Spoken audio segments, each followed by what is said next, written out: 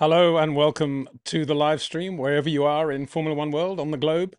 Hope you're having a good time. Hope everything's going well. A few fires going on in Spain and France at the moment. Wishing well to everybody affected by those. Touch wood at the moment, we're okay. But yeah, great live stream in store for you today, I think, because we're going to be joined by Mark Slade. Again, wonderful to have Mark's input and insight into various aspects of Formula One. And today we're going to be looking in quite a lot of detail into what have happened to George Russell off the line in the Hungarian Grand Prix. We don't know for sure, but if anybody's going to have a reasonable idea, it's going to be somebody like Mark Slade. Before we get on to that, I just wanted to show you a couple of pictures that arose from the Hungarian Grand Prix, which I thought were quite interesting, actually. And that is, these are both courtesy of my friend Diego Moreno, who lives in Madrid, but is Mexican. So he's obviously a bit of a Leon fan. Why not? In Formula 2, and a Checo fan as well. But anyway, great guy. Diego does a lot of great work. Used to work with the FIA as a volunteer and now in the garages, but now he's a very good journalist in his own right, photojournalist. Anyway, he took this picture of this photographer in Hungary during the race, who very kindly politely came up to Diego at turn 13 in the little window the photographers have and said, would you mind if I just took a few shots through this window as well? A nice photographer there, polite gentleman. And look who he happens to be. The president of the Czech Republic. I know he's done a few Le Mans as well. He loves motor racing, but there he is. I think it's amazing that he likes to go to a race without any fanfare at all, gets the tab out, gets the pass, has the cameras, and gets on with it and takes photographs. Wonderful. Thank you for that, Diego. And here's another picture I think is very revealing. I was describing this to Mark actually just before we went live. And that is a shot Diego took in the FIA press conference room for the journalists after the race. And normally one driver gets there before the other two, or two get there before the third, or whatever. On this occasion, Max got there before the other two. And normally they sort of sit around and have the odd joke, I suppose. But I think that picture just sums up how the state of Max Verstappen at the moment. Absolutely drove flat out in the Hungarian Grand Prix from beginning to end in what was obviously a very difficult car. Finished second, amazingly, but shattered mentally and physically and ready for the August break. I think that's what that picture says. Anyway, for more on that, and indeed looking into other aspects of the Hungarian Grand Prix, welcome to the show, Mark Slade. Mark, Hello. Good to see you. Yeah, great to see you.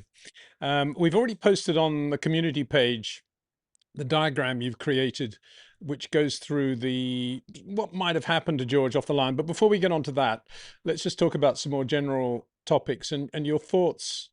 First of all, I'd just like to ask you about the McLaren resurgence in Hungary and the new floor, the upgrades. I mean, is it fair to say they're back now where they should have been at the start of the year, and we can look forward to McLaren winning more races this year? I mean, certainly they look very strong. Clearly, the new floor, particularly working in conjunction with that front wing that they introduced a few races back, is working very well. The only thing I would say is that obviously Hungary has certain characteristics that might work very well with that new setup, and we'll have to wait and see whether those parts work as well on a different sort of track. So Hungary's relatively low speed, long corners.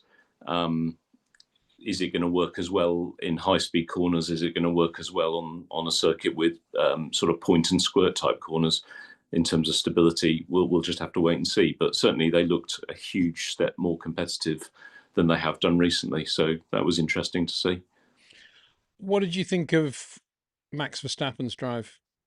I thought it was fantastic because he complained in qualifying that the car was deteriorating through that session.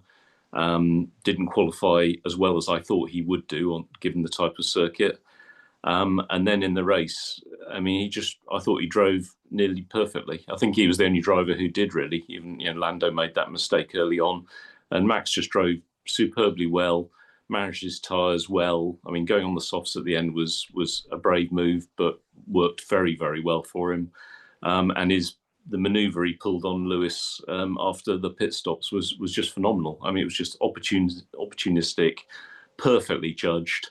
And as I said to you, I could almost imagine Lewis, whilst being very unhappy, almost thinking, "Well, hats off for that. That was superb." So, yeah, and given all that he was complaining about during the race, it was obviously very good. I mean, his two main complaints, the one he makes all regularly is about the downshifts. I assume it's the downshifts upsetting the car balance going into corners. But the other interesting thing he said very early in the race was that something to do with it's the dampers. And he'd mentioned that after qualifying that he felt the car was degrading during qualifying. And I think it's easy to assume that that might be an aerodynamic degradation. So as the aero parts get worn and torn, the fences under the front wing, the fences under the floor, you do normally see some deterioration in performance. But it seems that he might be saying that Red Bull have actually got a damping problem. And it might well be something they're aware of. And it could well be that as the dampers are getting hotter, particularly at the rear, or maybe they've just got a reliability issue with the valving inside the dampers. And it sounds like they've got an issue with basically the damping changing from the optimum initially over a fairly short period of time as well, because you don't do that many laps in qualifying, and certainly it was quite early in the race that he started complaining. So that makes me think it's probably more temperature than reliability, and he's not happy with the way the car feels once that change is taking place.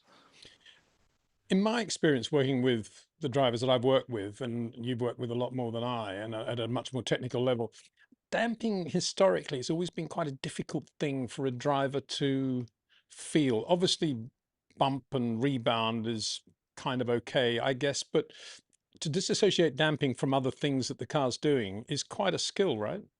Yeah, and it makes me think that it's probably the very low frequency damping that affects the aero performance of the car. And he's perceiving a change in the balance of the car.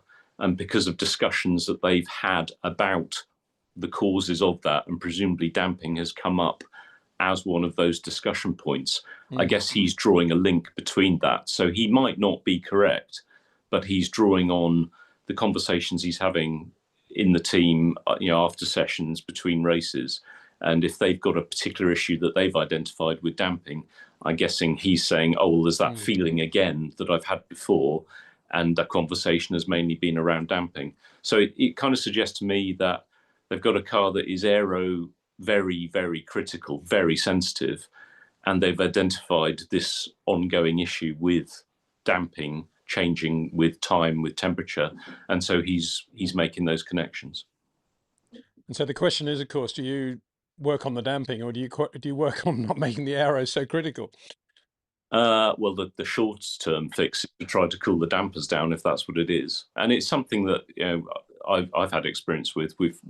Back with McLaren, we've had cars where we had to try to reroute cooling to try and fix a localized problem. So it's just a bit odd that it's occurring this late in the season, but maybe they've done some bodywork changes.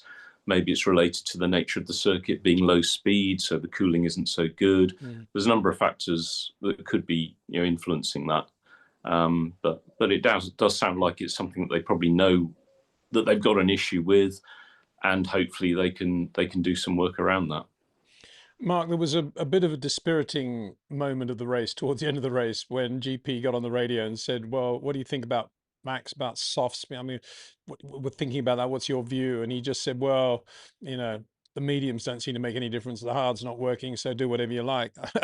I was paraphrasing a little bit, obviously. What's it like for an engineer? I mean, have you ever had a driver say something like that? Oh yeah.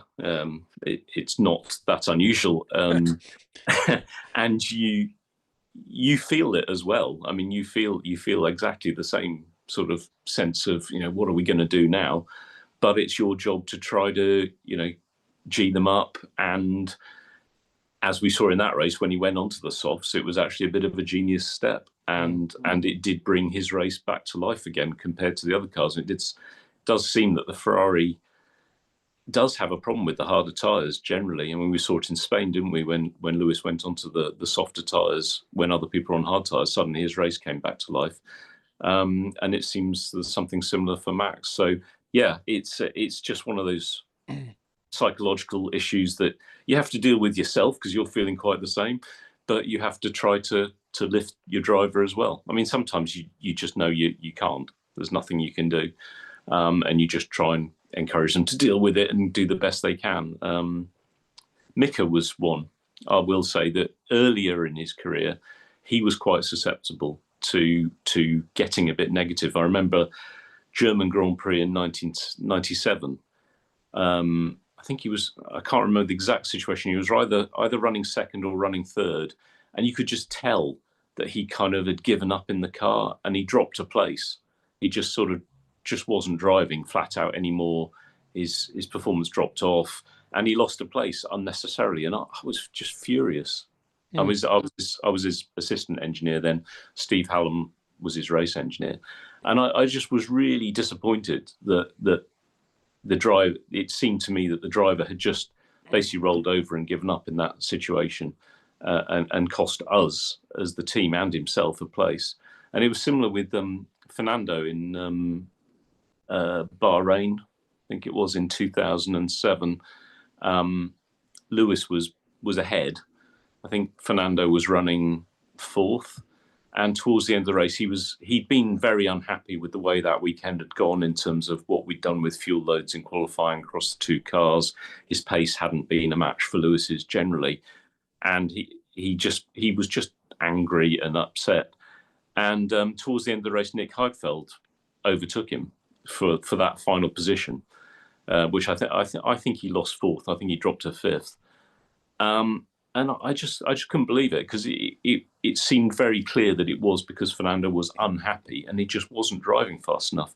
And after that race, he got out of the car, he came back to the office, and he actually ripped the office door off its hinges and threw his helmet against the wall and broke his helmet in the rage that he was in. And if we think back to the end of the year, whatever points difference that was, that could have cost him the championship. So it's those moments that they're very difficult to manage. I can understand why the driver feels the way he does, but in this business, in this game, you never know what's around the corner, and you never know how important it's going to be. Well, that's what happens when you give Fernando's telemetry to Lewis quite clearly. Yeah. But Fernando he struggled all through pre-season testing at Bahrain. Lewis was always quicker than him there. And I think I mentioned this before. There's one occasion when I was sitting with Fernando in the driver's room behind where the main office was. And I think we were working on his car, some problem. Maybe it was in the lunch break. And Lewis just wandered in because they were sharing the room. And he just looked at Fernando and said, why so slow? Yeah, that wouldn't have gone down well. The first race to the double world champion. Now, oh man! But speaking of engineers talking to drivers who may not want to talk or make decisions, what did you, for the second time now, we've seen Oscar Piastri say to Tom Stallard, I don't know, mate, don't talk to me now. We saw it in Singapore after the fracas in the first corner, and I presume his expectation that the position would be given back to him, Lando's position, and that didn't happen, and he went into that mode. And we saw it in Hungary. After the whole business with science, he felt that he'd been brought in too soon, and B, that they'd put him out in the traffic, presumably deliberately. And then Tom was trying to tell him about the length of the stint and how much he had to push with the tires or not. And he just said again, don't talk to me now, Tom. I mean, what's that all about? Well, we know what it's about, but I mean, what do you think about that? Well, I think it's showing a weakness in Oscar, to be quite honest, because he's not showing the sort of resilience to problems that I think he needs to show. And within a team, it cannot be fair across the two cars, simply because of the fact there's one pit stop position for two cars. In IndyCar racing, each car has a pit stop position, so they're completely independent and can do what they like. In Formula One, the pit lanes just aren't long enough to do that. So it creates a problem.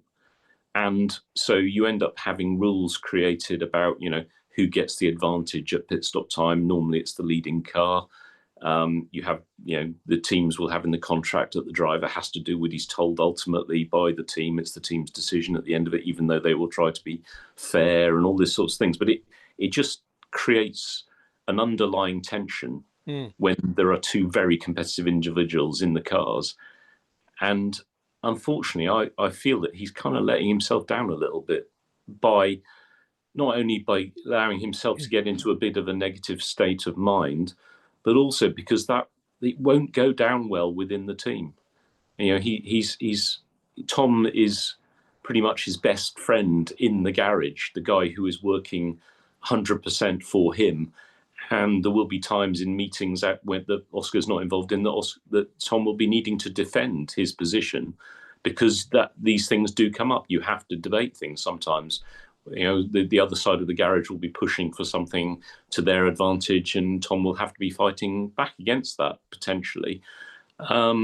It's just the nature of things. And so if Oscar doesn't keep Tom on board, and really it is that way round, because Oscar has the strength of position. He's the higher paid of the two, which normally makes a big difference. He has a position of strength within the team. It's not clever politics to be rude to people who are trying to do their best for you.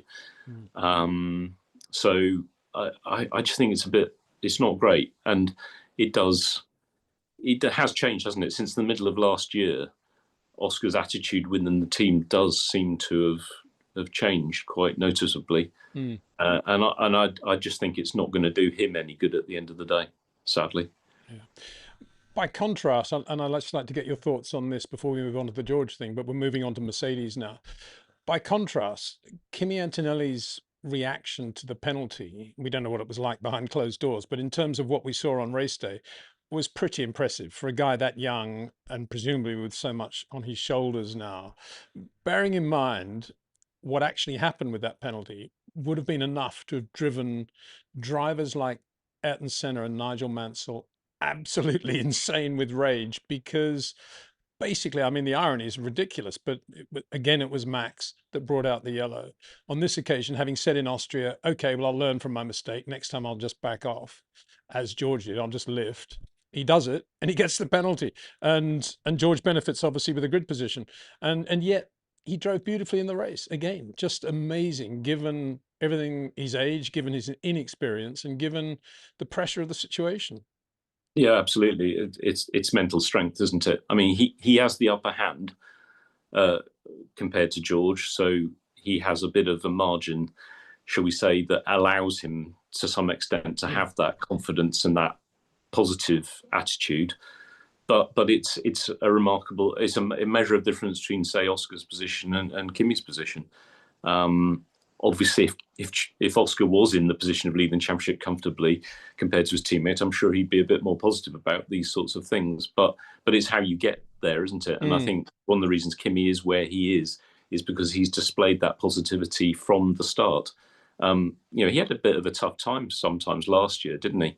There were times when he didn't drive that well, and problems did get to him, and he was put in a weaker position through no fault of his own or by mistakes he's made. But he has just taken that on and delivered this year at a much higher level than he delivered last year. Yeah, that's what Oscar hasn't really done. Oscar did that kind of between his first and second years. He did step up noticeably at the start of last year, or maybe it was his third year. Can't remember offhand. But he did step up, but he seems to have then wobbled a bit. And that's where we're seeing a difference. Maybe it's just age and time in the business, and maybe Kimi will wobble a bit next year in a pressure situation. But at the moment, I'd say it's quite a clear difference between the way the two of them are going about their business. Right. Well, as I mentioned at the start of the show, Mark has very kindly created a drawing that I'm sure he'd be very bashful about. It's an animation. Well, it's not even an animation, it's a diagram of potentially explaining what might have happened to George Russell on the line in Hungary. We, swamped by the field in a Mercedes, which historically has made pretty good starts this year. It was sort of made one of Max's starts look bad, so it was impressive, look good rather. So in order to follow what we're going to talk about now, that diagram is in the community section of our YouTube channel. So it would be helpful, I think. I don't want to in any way tell people what to do, but I mean, that is there. So if you've got that diagram there next to you, you can now well, first of all, ask Mark to go through it to explain what he's talking about. And then obviously we can have some feedback if you'd like to have some as well. So Mark, that diagram, thank you very much. I'm going to put it on screen now as well. But thank you for doing that. First of all, you were a bit reluctant to do it, weren't you? Because you're going into sort of new territory in terms of trying to explain this graphically. But I think you've done a really good job. I mean, Okay. it even makes sense to somebody like me. But anyway, let's go through it from your perspective. Well, it's just I don't have great graphic qualities, so it's just a little bit homemade looking, in my opinion. But anyway, it really comes back to a couple of things that we heard around that start issue. So the first one was when Kimi mentioned in the post-race interview room that he said something about, oh, that'll be because George hit the top of the stack, which I noticed at the time and you commented on immediately afterwards. And to start with, I couldn't understand why hitting the top of the stack would be, this is the battery charge level, the top of the pack, sorry, that he's talking about, hitting maximum charge. And given that they can't use electric power for the first 50 kilometers an hour, it wasn't immediately obvious to me why that should have been an issue. But then I read some comments from George himself saying that he had a point when he found the revs very difficult to manage. That's the pre-start revs.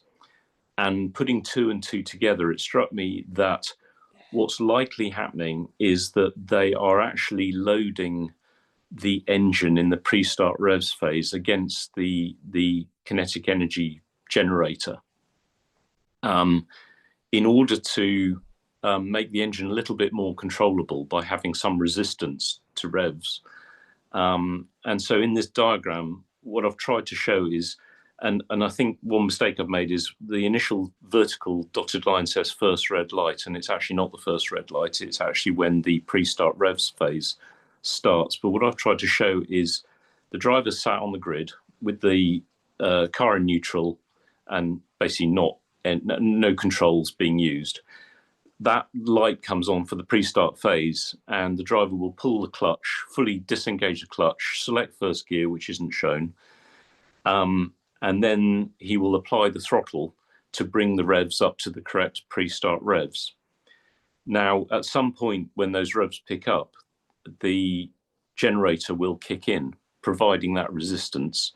And as the driver applies the throttle, he'll try and, the wobbly bit I'm showing with the throttle pedal and the ICE RPM is just my idea of the driver going on throttle, then finding that the revs are a little bit too high, so he backs off a bit, the revs drop, and then he goes on a little bit more to get to the point where those revs are nice and flat and steady.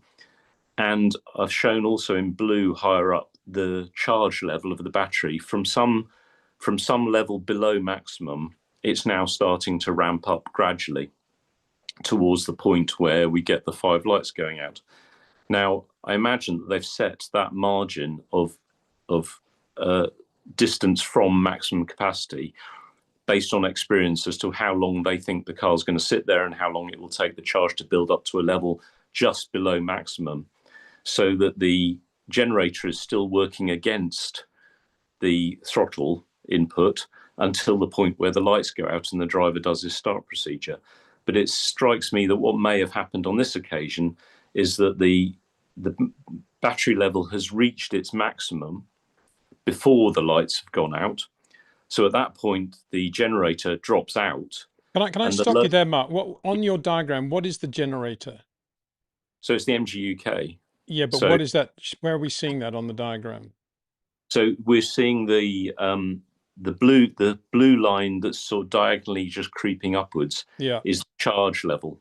going upwards Okay. as the generator's generating electricity. Right, gotcha. And the load on the ICE is the resistance that the generator provides. Right.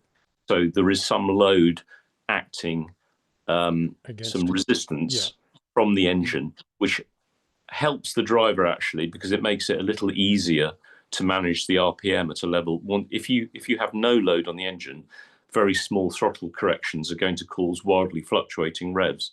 So if you have some load against you, it just helps you control the revs. So it's a double whammy. Firstly, they're ensuring that they start the race with maximum charge, and secondly, that load helps the driver to maintain the correct RPM.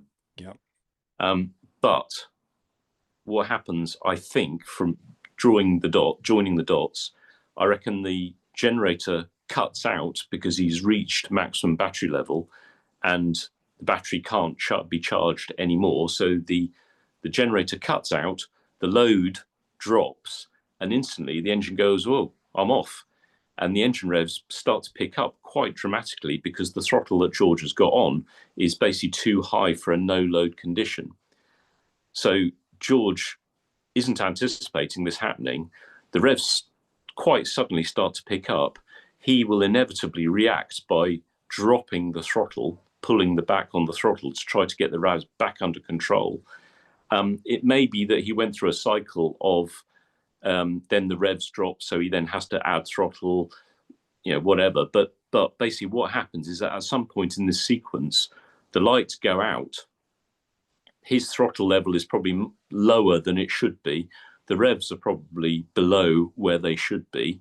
And of course, the load on the engine, because he will drop the clutch anyway, because the lights have gone out, the load goes up dramatically, and he just doesn't have enough torque because the RPM's too low, his throttle position is too low, and the engine just goes, well, I can't deal with this. It's not, I haven't got enough torque to deal with the load, and the revs just drop.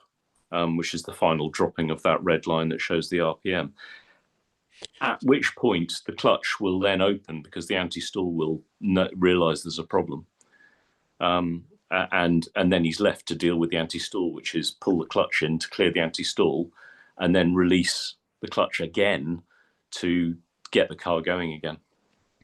So that all makes sense. The question is, what would Kimi Antonelli's diagram have looked like there? Would he have had less resistance, or would the charge have not become full at exactly the same time? And what is what's gone wrong there compared with what they would normally do you think? Yeah, so the idea will have been for the gradual increase of charge to not quite have hit maximum before the lights dropped out, so that Kimi wouldn't have had that drop of resistance. So the resistance that he would have been controlling the revs against, that would have stayed level until the lights went out. And so he would have been able to drop the clutch with the revs correct, not quite at maximum battery level, but at a good battery level.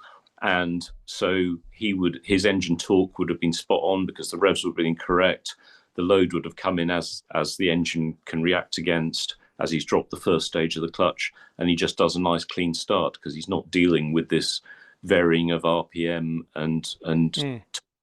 But battery level obviously being absolutely critical then, do the drivers actually see any sort of numerical readout on the battery level or any sort of graphic at all, or are they completely dependent on the team telling them?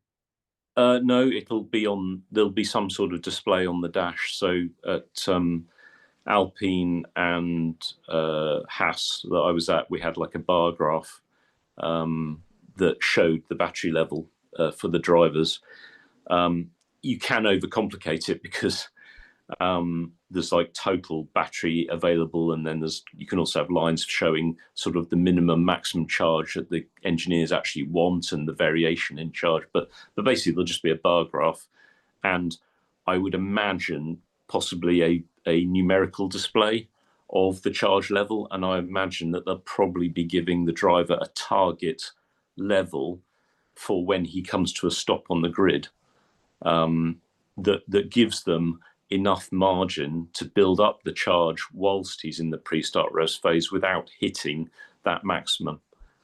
So unfortunately, I suspect that George either arrived on the grid with a bit more charge in the battery than he wanted, than the team wanted, or he got on the throttle a little bit early, or the time to the between the pre-start rev phase coming on and the final light going out was a bit longer than anticipated. And so somehow he's got to the point where the battery has reached maximum too soon before the lights have gone out. And so the generator has dropped out and the load on the engine has reduced, allowing the revs to pick up dramatically. And then George is in the position of trying to recover that. And probably almost in the same instant, the lights have gone out. So he's got to deal with that as well. It sounds like there are so many variables, so many balls in the air there, that it's shocking that more teams and more drivers don't have more problems all the time. And it's even more shocking that if there is going to be a problem like that now, that it would be George Russell in a Mercedes, which appears to be pretty bulletproof in that respect. It's extraordinary how something could have gone so drastically wrong in that one race. Yeah, but as you say, it is very complicated. Remember that the drivers are trying to arrive on the grid, doing a certain number of burnouts so that the tyres are at the right temperature. They've probably got to do a clutch bite point at some point prior to the period that I'm shown in this diagram to get the clutch to the right temperature. There's a lot going on. There's a lot for them to think about, and this is just one more thing. And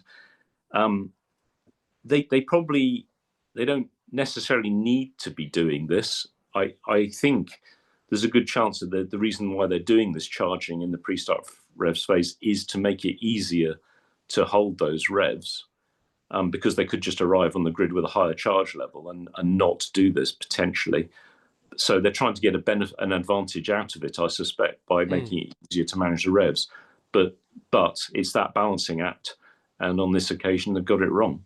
But I agree, and I imagine that all the Mercedes drivers are doing it, and probably all the other drivers. It's probably something that everyone is doing, because Mercedes won't be the only people to have thought of this, assuming that this is what's happening. Of course, this is all, unfortunately, this is all somewhat speculation, but I think based on the comments that we heard, there's a good chance that it is what's happening.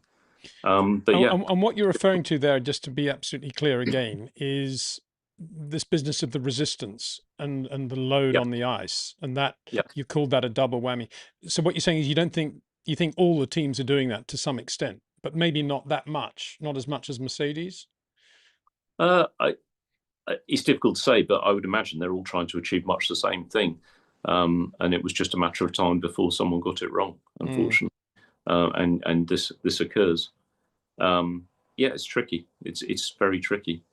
I mean, it's quite a clever thing to do, I suppose, but maybe it's something that was obvious to them early on that it was something they were going to have to do to make it manageable. But even without this, managing the RPM is very tricky for the drivers. That's why the teams are doing practice starts almost continuously through the weekend. Pretty much every time a driver goes out the pit lane during practice, he's going to be practicing his start. He'll have practiced potentially in the simulator. He might even have some sort of.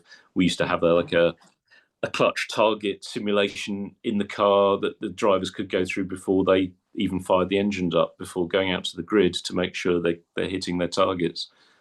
So it's one of those things that you're always working on, and there are a number of variables, and it's quite impressive to me, actually, how good a job all the drivers do of managing all these things and getting great starts. We know whether you're on the clean or dirty side of the grid obviously has a big effect on clutch point and rear tires and burnouts. But do you think what side of the grid you're on also affects what we're talking about here as well? It probably won't be affecting the sort of target charge points, but what it will be affecting is the clutch bite point that the driver will be targeting in terms of his percentage drop and the throttle level that he's trying to achieve for that precise moment. And that will have been things that the engineers will have checked, the starts from the grid that they do at the end of practice sessions, previous knowledge, and they'll have fed him a couple of targets there for throttle and clutch drop that he would have been trying to achieve, which makes the fact that he's had to deal with the situation he wasn't expecting even more tricky. Yeah, I can't remember exactly. I'm just trying to have a look and see whether or not he changed the side of the grid that he was on after the penalty, because he eventually started on the, where are we? On the dirty side. and he had a three, and he, well, it's too complicated to work out. I've got a feeling he was on the clean side, and then he was moved to the dirty side. But Mm. again, there should be enough data to have covered Yeah, that, correct? yeah, absolutely. Yeah, I mean that's not. There tend to be so many penalties handed out these days that it's Yeah, not unusual for your grid position to be moved. And yeah, the information from the control systems engineers will just have adjusted to try to deal with that as best they can. yeah, yeah. Mark, thank you so much for that. I think I understand about 75% of it, thanks to Okay. you. The other 25% I blame on the FIA and the regulations. And quite clearly, obviously, the teams don't really have a clear picture yet of what's going on, quite clearly, because we can see from the evidence is there, isn't it? And it's for something that's part of Formula One's DNA, which is the start, along with lightning fast pit stops and standing starts and driving in the rain. All these things are parts of Formula One, and in a way, we're kind of playing around with that too, in a circumstance that we never imagined when we went to these very complicated regulations. Because what everybody wants with a start is everybody going away at the same time and pulling away a little bit under acceleration and everything to be relatively straightforward but incredibly spectacular. And now we've got all these other variables in there, and it's playing around with starts, which is not a Yeah, good thing. yeah. Um, Again, I think it's part of the hidden complexity that general audience doesn't get to see, doesn't appreciate is going on, and that's why being a Formula One driver in particular is such a complicated business these days. They have a Yeah, huge amount of things to balance. Drivers always had lots of things in their minds about how they were doing the situations, but they've got so much more now. It's so much more complicated that the pure racing side of it does have to take a little bit of a back seat sometimes, and I guess that's the point where whether we think that's the right thing or not is subject for debate. right. Well, thanks so much again, Mark. Let's get on with some questions because we've got a lot to go through and have a look at. First is from Srianyan Rathan. Thank you very much for that. Hi, Peter. Hi, Mark. Do you ever observe the way a driver comes out of the car and celebrates if they had a win? Can you share any? I can't see the rest of that question, but I'm sure it's saying, can you share any specific memories of that and what it's like after a win for you, and the way the driver gets out of the car, how he celebrates? I mean, Fernando, we know, had that thing when it was all going on for a while, didn't he? What are your Yeah. thoughts on that, Mark? Um, I It's not so much when he first gets out of the car. For me, it's sort of the just general impression through that whole stage, and even when he gets back to the garage. I mean, the two that stand out for me, we'll say three, is Mika's first win in Jerez in '97. I mean, he was just so ecstatic. He'd been waiting a long time for that, and although the circumstances of that win were, shall we say, somewhat dodgy in terms of relationship between Ron, DC, and Mika. I mean, Mika was just, the relief and the happiness was extraordinary. And I think he just carried on all evening with that level of happiness. It was almost like he'd won the world championship. Then contrast that with Kimi, first win in Malaysia 2003.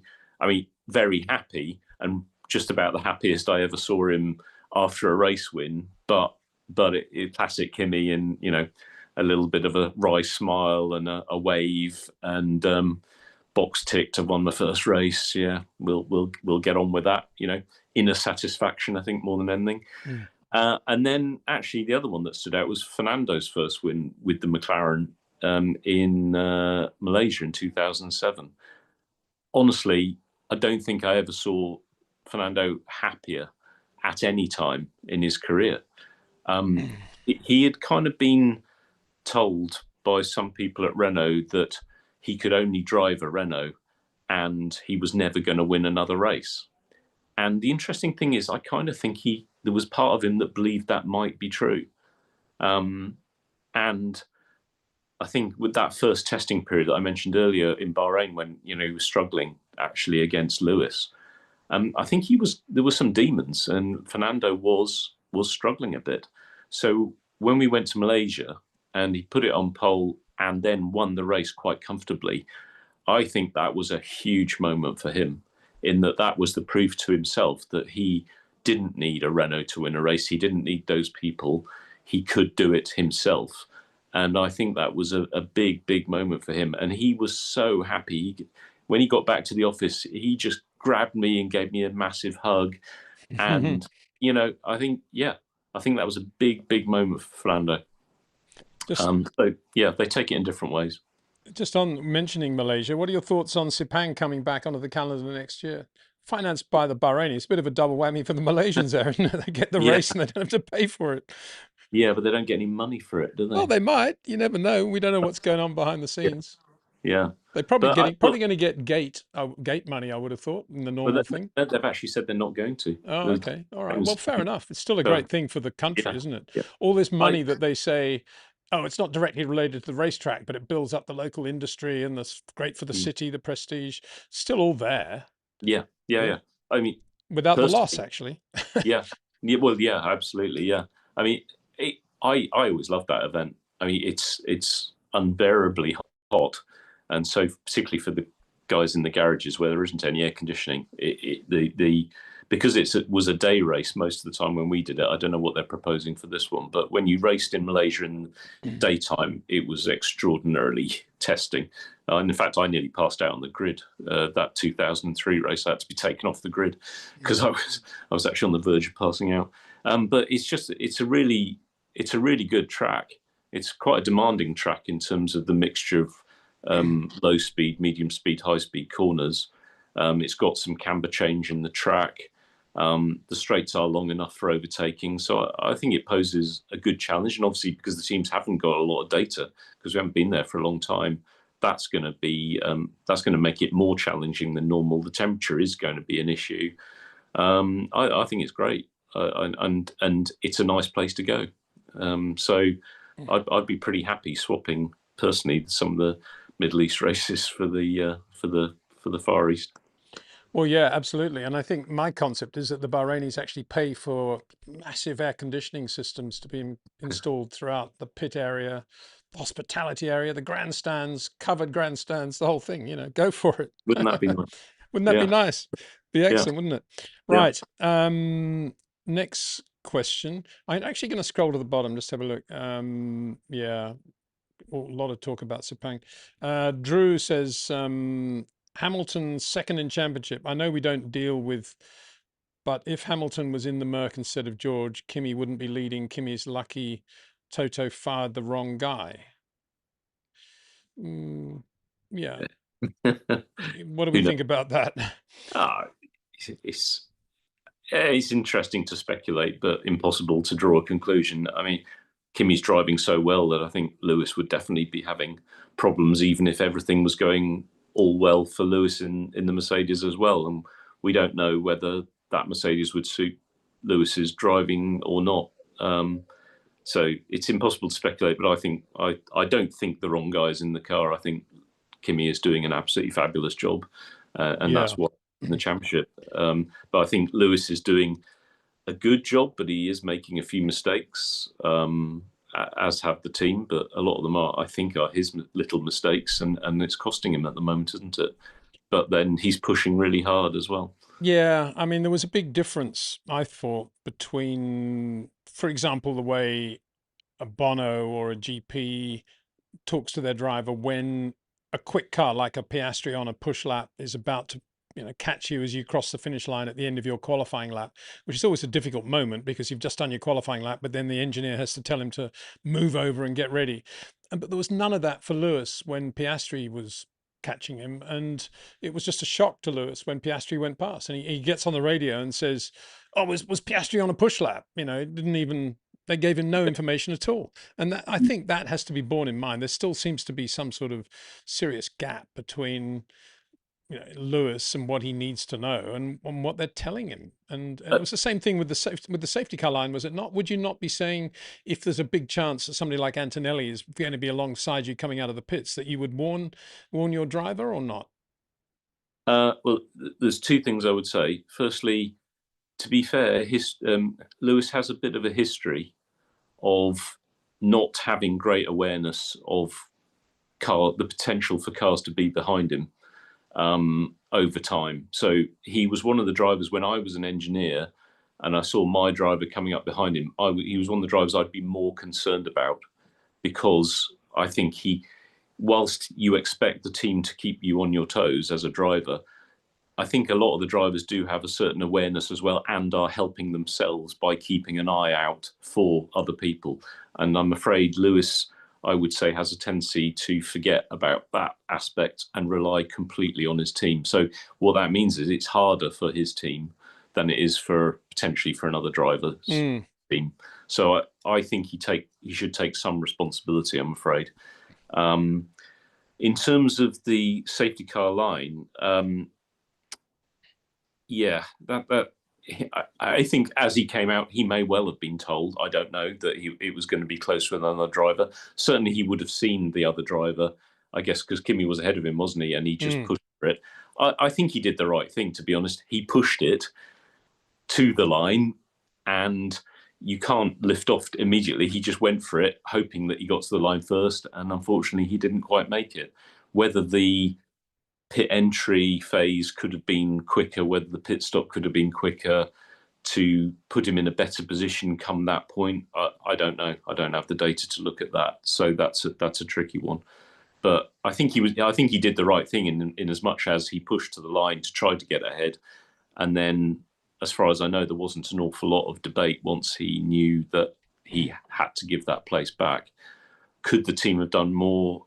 I'm not sure in that phase. So I'm going to defend the team a bit more than maybe you would in this situation. Well, and put me on the one on I don't Lewis. know. I just listened to the other radios as well as obviously Lewis's, and it just seems there are more sort of direct instructions to drivers that do have the experience already, like Lewis, but they're still treating them almost as if they're a rookie. Do this, do that, and it's sort of ignoring what the driver's saying. Just make sure you move over, and you don't get that feeling of that happening at Ferrari. But here's another question for you, Mark, on that subject. What do you make about him being 0.1 kilometer over the speed limit in the pit lane? Yeah, that's 0.1 over the speed limit. So yeah, but again, I mean, that's teams got to build a margin in, right? Well, it depends why he's 0.1 over. Is it because he just braked too late and carried a little bit too much speed over the line before he got under the limiter? So it isn't necessarily the case that the limiter was set too high. It may just be that he was a fraction over the limit because you have to go just below the limit level and then you accelerate into the limiter. And it might have been Lewis's fault that he just carried a little bit too much speed over that first speed trap. So again, without knowing what that is, it's difficult to say. But normally you would set your speed limiter something like 0.1, 0.2 k's below the speed limit so that you don't go over it. So that's my feeling, is that I think it's more likely it was his mistake, personally. But I don't know. A lot of penalties coming his way at the moment, and I know a lot of his fans will be thinking there's something afoot, really, but it's pointless going down that path, isn't it? Yeah. Drew is continuing, Peter, irate because George Carr has all these issues, not Kimi. His side of the garage is less competent to win a championship than Kimi's side is. Kimi's side is 6 championships. Yeah, well, I'm not sure I agree with that. I think Kimi's, for whatever, I mean, Kimi's had his fair share of problems, hasn't he? And it's not as if he's been problem free. He's done very well in dealing with the problems, and Hungary was a good example of one of the problems being, a penalty and not letting it get to his head and doing an extremely good job. And I think we've gone down the path before of, I don't think these teams ever say, well, we're going to give all the best bits to this driver and we're going to try and screw the other driver. It never happens. Not at that level of operation. Would you agree with that, Mark? Completely, yeah. It's not in the team's interest to do that. So I've not experienced it. And I'll have all the Lewis and Fernando fans raging about that, but I can say that the team gave them both the same equipment, and I'm sure that's absolutely true. Now, I think maybe George has had a little bit more bad luck, unfortunately, than Kimi, but as you say, Kimi hasn't had none, and it's how they deal with it is crucial, which is kind of what the contrast between Lando and Oscar, or Kimi and Oscar as well, comes into it. You just have to Mm, pick yourself up and push on. mm. There's one thought that occurred to me. I was recording something this morning about some old documents, and I came across a letter that Jean-Marie Balès wrote to the president of Honda before the final two rounds of the 1988 World Championship. Basically, in a very condescending way, saying he hoped that Honda would ensure that both drivers had equality and all this stuff. Obviously, wound up by the French and everybody behind Prost and all the press that was going on at the time, and Balès fell victim to it all, buffoon that he was. But it's certainly going now to back to the Cosworth days. One Cosworth engine was always slightly different from another, and one builder was slightly different from another. Do you still think today, ultimately, if you're at McLaren, for example, and you're a Mercedes customer, do you still think there will be one engine that might be better than another, or do you think they're all absolutely the same now these days? No, I'd imagine that there might be some very small differences between them, and that will have been measured when those engines were on the dyno, when they were first signed off. The way that used to be dealt with, I think at McLaren, was that the Mercedes engineers used to draw lots or toss a coin uh, Wow. to who got which one. So Wow. it was done as fairly as you could possibly make it, because ultimately there is no other way of dealing with it. When you've got one engine that's got 2 horsepower more than another, everyone wants that one, don't they? Another situation that arose when I was at Renault was that in the first years of the fuel flow meters, those flow meters their performance used to change with time, and you'd end up with one flow meter that had significantly more flow allowance than another one. And again, what we used to do at Renault is we used to alternate those across the cars. So one weekend, and I'm talking, I think I remember one being almost 10% more flow. So yeah, that's basically 10% more power. It was huge, Hmm. and you'd swap them across the cars from race to race, which then became a subject of discussion, because then it'd be like, yeah, but at this race the power course is more than at this other race, and you just get into this impossible level of debate about who Yeah. should get it where and when, until the FIA say, hang on.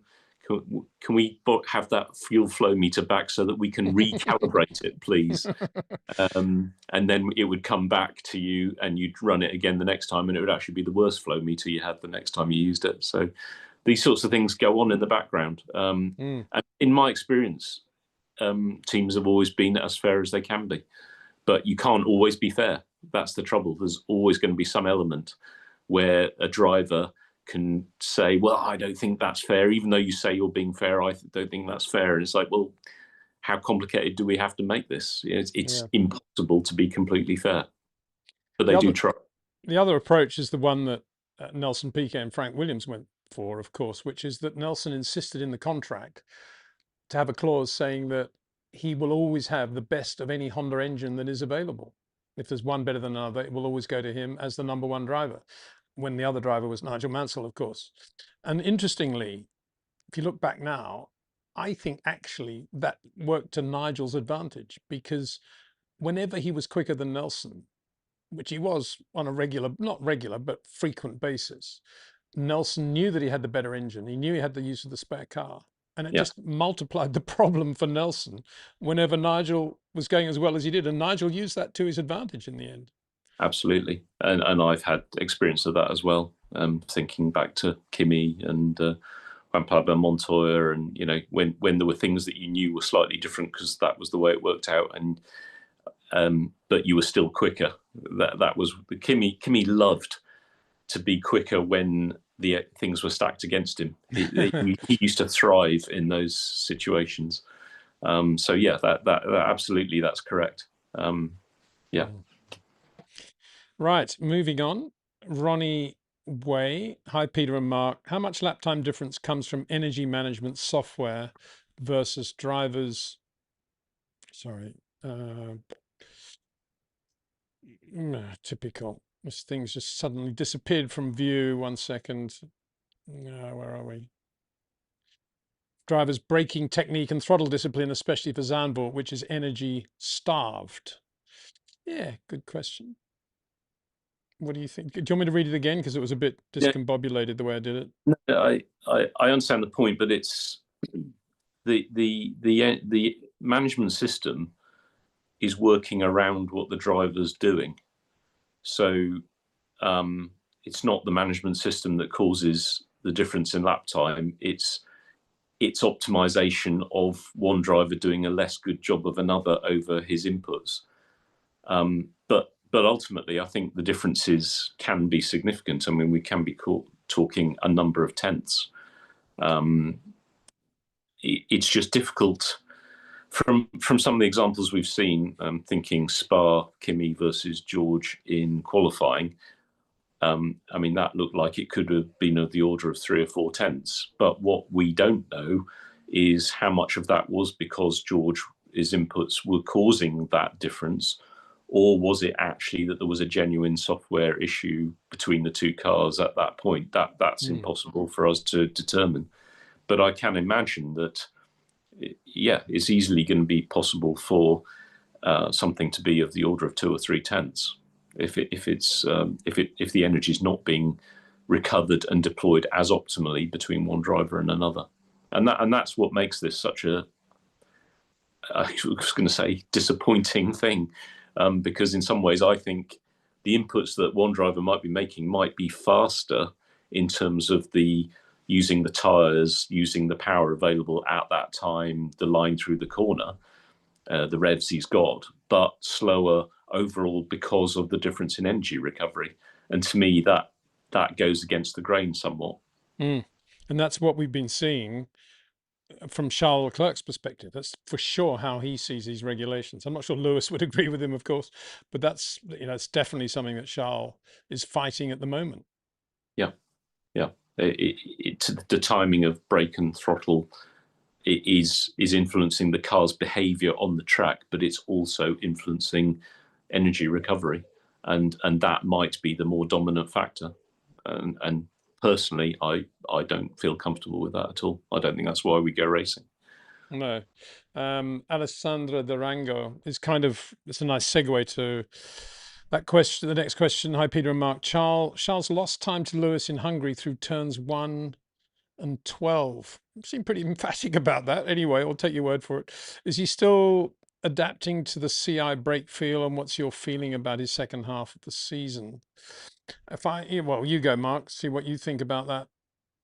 Well, I can't be specific about Hungary because I don't have enough information, but it just goes back to, as we say, what we were talking about just before. It just seems that Charles' confidence level took a bit of a hammering earlier in the year, because things weren't working for him the way he naturally feels comfortable with. They've made changes to try and get that back on track. And I think the signs that he has been quicker than Lewis in qualifying a few times. I think Lewis's resilience is starting to show through now, and the fact that his confidence level is on the up, so his racing has got better.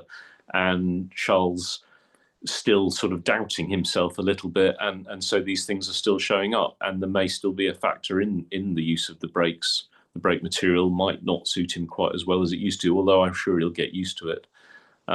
It's just the inevitable battle between two very high-level drivers, and those differences starting to gnaw away at their minds at different times, and that's part of the game.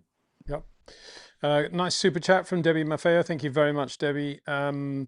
Peter, Mark, your thoughts on Carlos Sainz not seeing Oscar and the blue light situation? Take it away, Mark. It was pretty poor, wasn't it? But then we had this problem with the blue lights, didn't we? The FIA have admitted that the basically the software that uses the distance wasn't working, and the drivers weren't getting some of the information in the form that they're used to, which meant that there was more emphasis on the teams telling the drivers about things going on. And obviously, when you've got a battle, which there was on track at that point, it becomes more difficult for the teams and the drivers to deal with it. Again, I'm afraid I would say that Carlos has been one of the drivers who has a little bit of a history of not being as aware as others of what's going on behind him. I don't get me wrong. I think Carlos is fantastic. I really enjoyed his time at Renault. I think he's a great guy, but there has been a little bit of history. So of those drivers that I used to be worried about when my driver was coming up to them, I would say Lewis and Carlos were probably the two most. Years gone by, it used to be Nico Rosberg. He was one of the drivers that you didn't want to come across on your qualifying lap, or just be ahead of you as you're starting your time lap.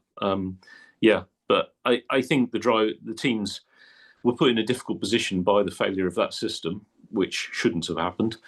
And some teams maybe did a better job than others, but maybe that was just circumstances. Yeah, I mean, obviously, I think Mark's 100% correct there in terms of the blue flag. I do think that blue lights. I do think that Carlos is. I think he's more prone to these sorts of incidents than ever before. Possibly state of mind, driving around in a Williams, not mega competitive anymore. Probably realizing he would have been better off at Audi. Still annoyed that he lost the Ferrari drive, even though he's doing a brilliant job there and winning races. And going back to this whole Williams thing now is such a culture shock for him, I guess. All that adds up after a period of time, and that certainly that wasn't the only incident in which he was involved over the Hungary weekend, and it started on Friday morning when he apparently brake tested Max going into turn 11, and it was, oh well, I didn't know he was there, and I was just braking early for this, and Max sort of pulled to the right to avoid. And there was another incident on Saturday morning as well with Carlos. So it's bad, but I do think the main issue here are the penalties, and this again shows the inequality and the inconsistency of the FIA ruling system that we have in Formula One, because the day before, the night before, Kimi Antonelli is given a 3-place grid penalty, which is a massive penalty around Hungary, as we know. Basically, any potential to win the race is gone from his point of view, for lifting not quite enough under a yellow, which is only out for 9 seconds, for a guy that didn't actually hit the wall and kept going.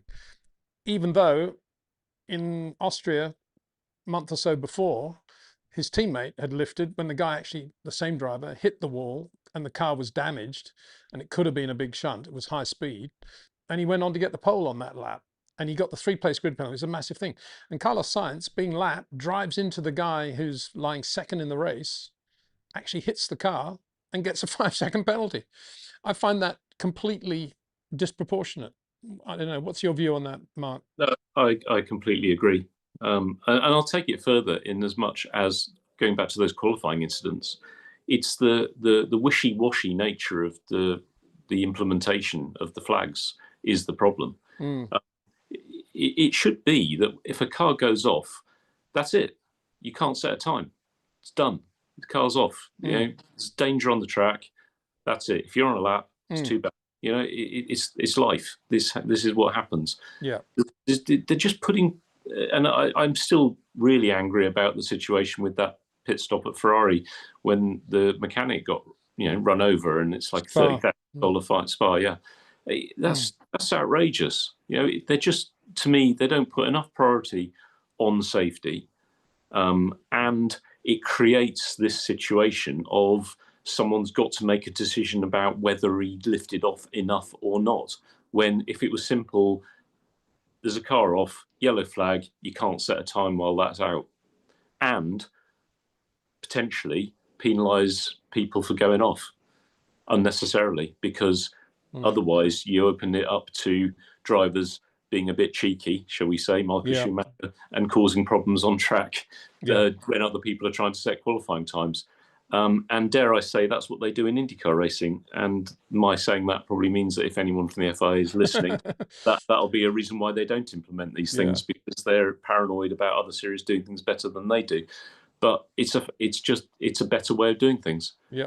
And as I said, after Austria, I mean, agreeing with you 100%, but taking it even deeper, if you want to have this ridiculous rule about you must lift the throttle and be prepared to change direction, I mean, what does that mean? I mean, how does that apply going into a first gear hairpin and you're already down to second gear and there's a million miles of runoff area, or going over a blind brow at 142 miles an hour, not knowing what's the other side, and there are yellows on, single yellow. I mean, it's two completely different situations, and Yeah. yet there's one rule which says you must be ready to change direction. I mean, what is that all about? How Well, could they even allow such stupidity in the rule book? it's utter nonsense. And they seem to have introduced some other thing where they said, oh, it was less because he was within a percent of his fastest sector time. That meant that he got a penalty, and if he'd been more than a percent outside it, that would have been okay or something. And it's just like, well, where the hell's that come from? What's this arbitrary 1% that's suddenly being talked about? It's Or just, this 1% that George obviously calculated as he was going through the last corner, just to yeah, make sure that he got yeah, it perfect. Yeah, I mean, give me a it's, break. it's just garbage. It is Yeah, absolute nonsense, and yeah, they need to sort it out. yeah. Well, we're all agreed on that. So I hope somebody out there is listening.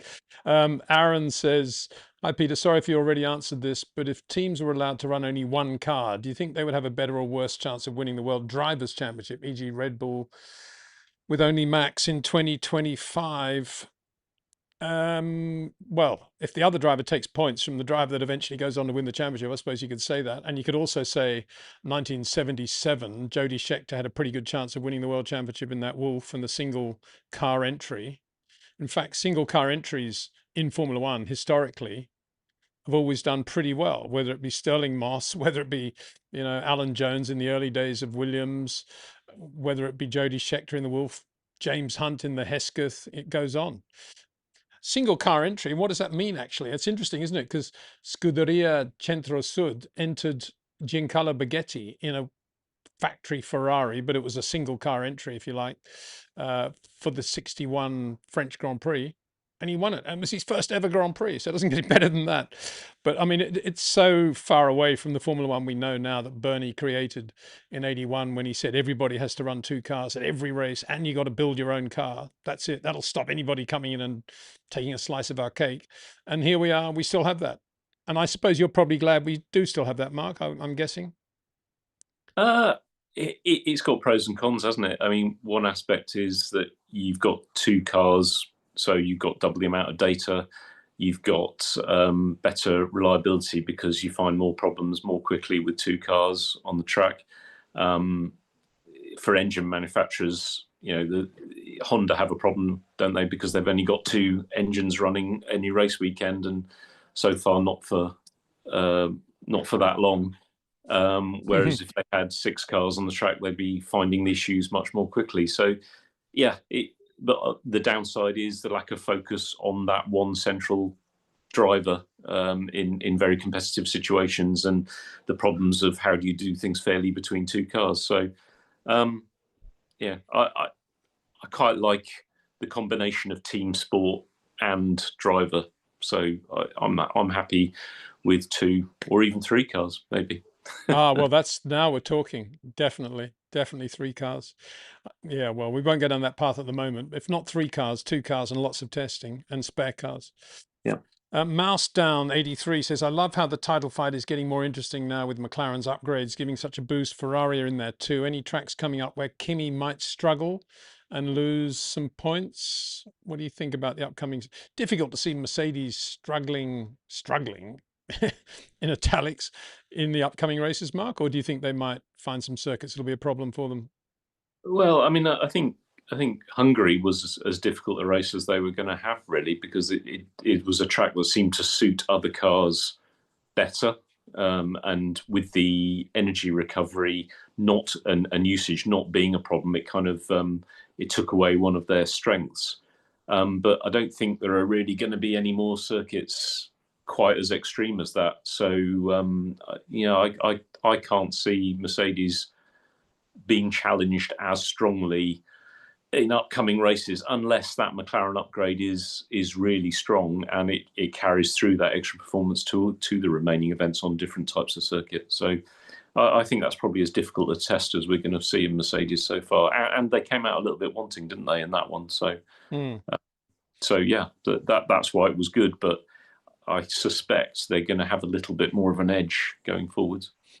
And we would, and possibly the last sentence of that would be, and of course, no team does the energy management better than Mercedes. But can we still say that after the George Russell start thing that you just outlined in great, brilliant detail?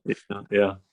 Well, that's again what we don't know is whether that's a team thing or a driver thing. But yeah, that's a bit of a different area. Maybe it's an area where they're pushing things a little bit harder than some other teams, and that's why generally they look good, but on occasion it gets wrong. But Mm, I think one thing I failed to mention was I do wonder if it was a George thing, because obviously in Spa he suffered from a lack of yeah. available energy at the top of after Eau Rouge going up the Camel Straight, and it did make me wonder if he did push things a little bit too far on the formation lap such that he didn't have enough margin when he arrived on the grid, and that's why this hitting the maximum charge level too soon might have come in. Mm.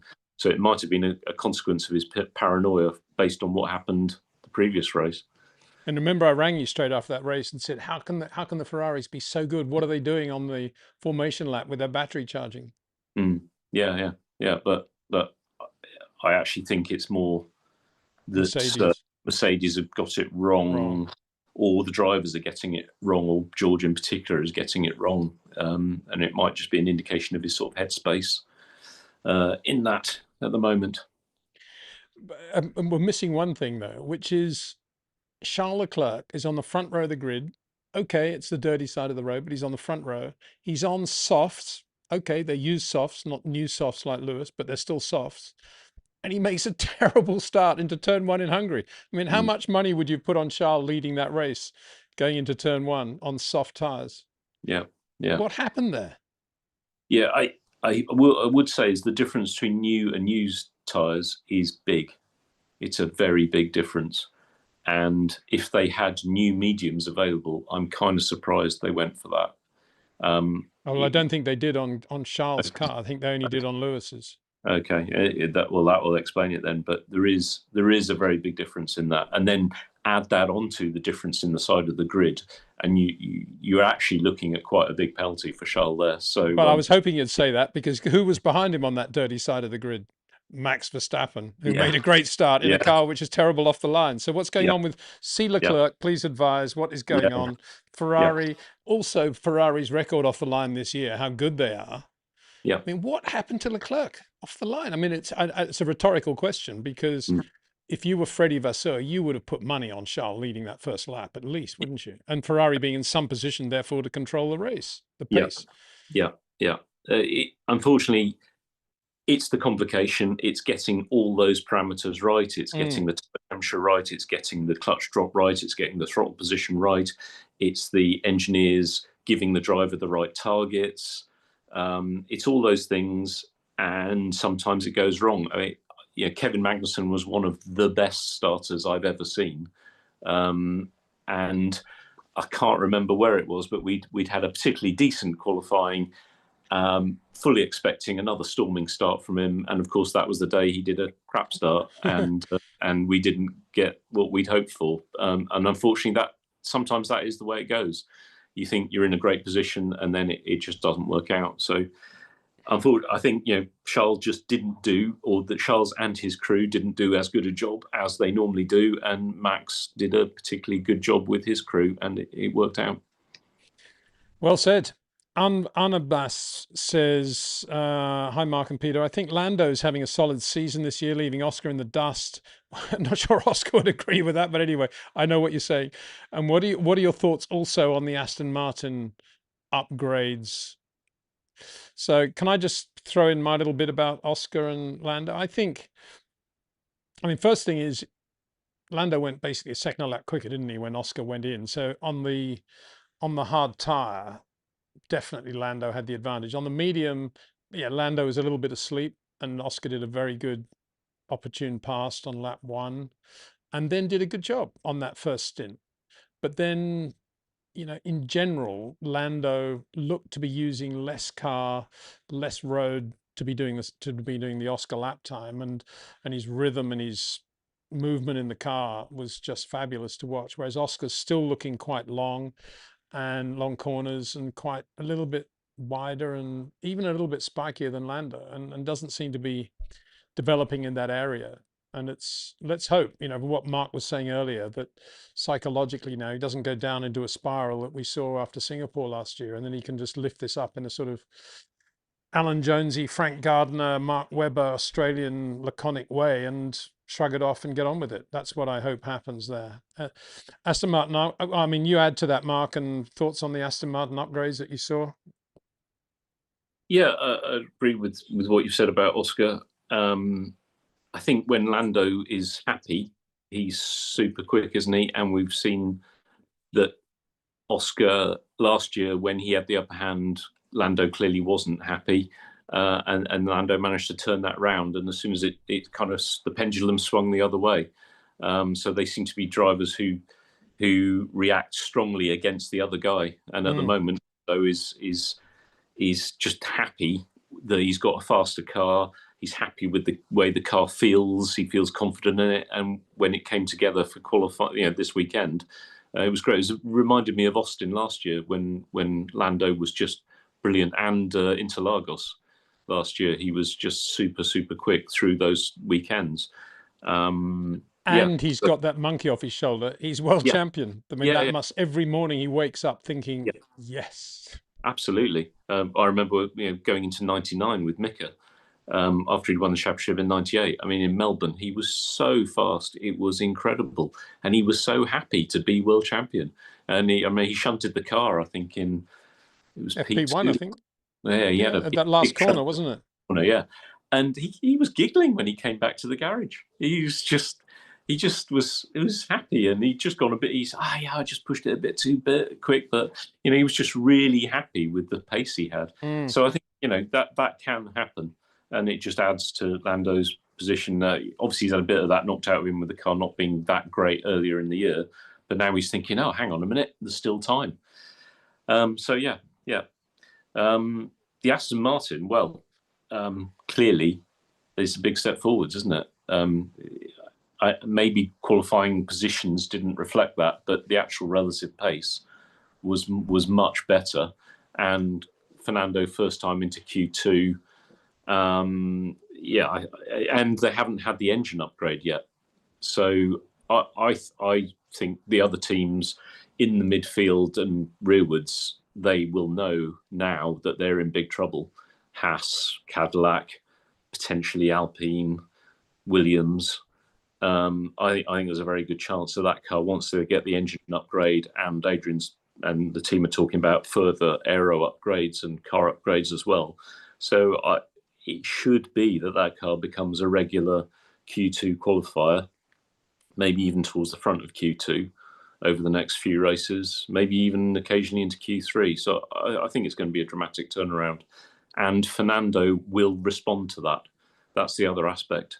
His performances will get better. I'm sure he's trying as hard as he can now, but mentally, there's no doubt that having something under you which makes you think, oh, right, we've got something that I can work with, it will lift his game. So I'm expecting quite a big improvement. And they finished the race as well. So that's the other aspect, where Cadillac are just not finishing races at the moment. So they're not quick and they're not finishing. Did you see that incident with Lance Stroll on Friday when the left rear suspension broke coming out of turn 2? Did you see that? What do you make of that? It's a quite unusual thing to see these days. Yeah, it looked like, from some of the photographs I saw of the broken parts, was that the suspension strut had given up at one end. Apparently, it was a part that hasn't been changed. So that strikes of that's manufacturing quality inspection that's gone wrong, or it's a component that during that session saw a particularly violent usage on a curb at some point and then let go. So that was pretty worrying, and it did make me think, oh, crikey, not knowing that it was an unchanged part, immediately you think, oh, is this one of the new bits that's not strong enough, gone wrong? But apparently that wasn't the case. I mean, there was some discussion apparently about whether it was heat related. So maybe there'd have been a problem with an exhaust or some component that had directed hot air onto that bit of suspension, but that sort of went quiet. So It seems that that was a one-off thing, and they didn't have any more problems the rest of the weekend. I don't know if maybe they sort of heat wrapped the suspension to try and be more careful. I don't know. There's something that teams I've been with we've had to do before, put some silver tape around them to try and insulate them, or even create air gaps and things, which isn't nice, but sometimes you've had to do it. But it doesn't seem related to the new parts, so hopefully we won't see any more issues. But it is worrying when something like that goes wrong. And we saw an instant response from the pit wall, which was to keep Fernando running. There was no delay whatsoever. They just kept him going. So they're obviously pretty sure on what was going on there. Which suggests yeah. it does suggest that they'd seen a load spike somewhere on Lance's previous laps and could tie it into that. Yeah, yeah. Max Flashart, who gave us inspiration for the t-shirt "Make Corners Great Again," sends his greetings from New Zealand. Thanks, Max. And Jason Aviet says, this is actually leading on from what you've just been saying, Mark, to some extent. Can Formula One teams learn anything from studying other cars' aero paint flows, such as which specific parts being tested or developed? Did you ever look at what other teams are doing with their flow viz? Absolutely, 100%. All the teams have photographers in the pit lane taking photographs of each other's cars. And sometimes the same photographers are working for several teams and taking pictures of the cars that they're supposed to be working for as well. So that's what the president of the Czech Republic was doing in Hungary. Nice little side earner. Yeah. And pictures of Flovis on other cars. I mean, it is great. The other one that we used to love was if we had a wet race on a dirty track, and at the end of the race, the water dries off, and you see some lovely flow patterns on the cars. Yeah, all the mill. Especially if you can see the underside of a floor or a front wing.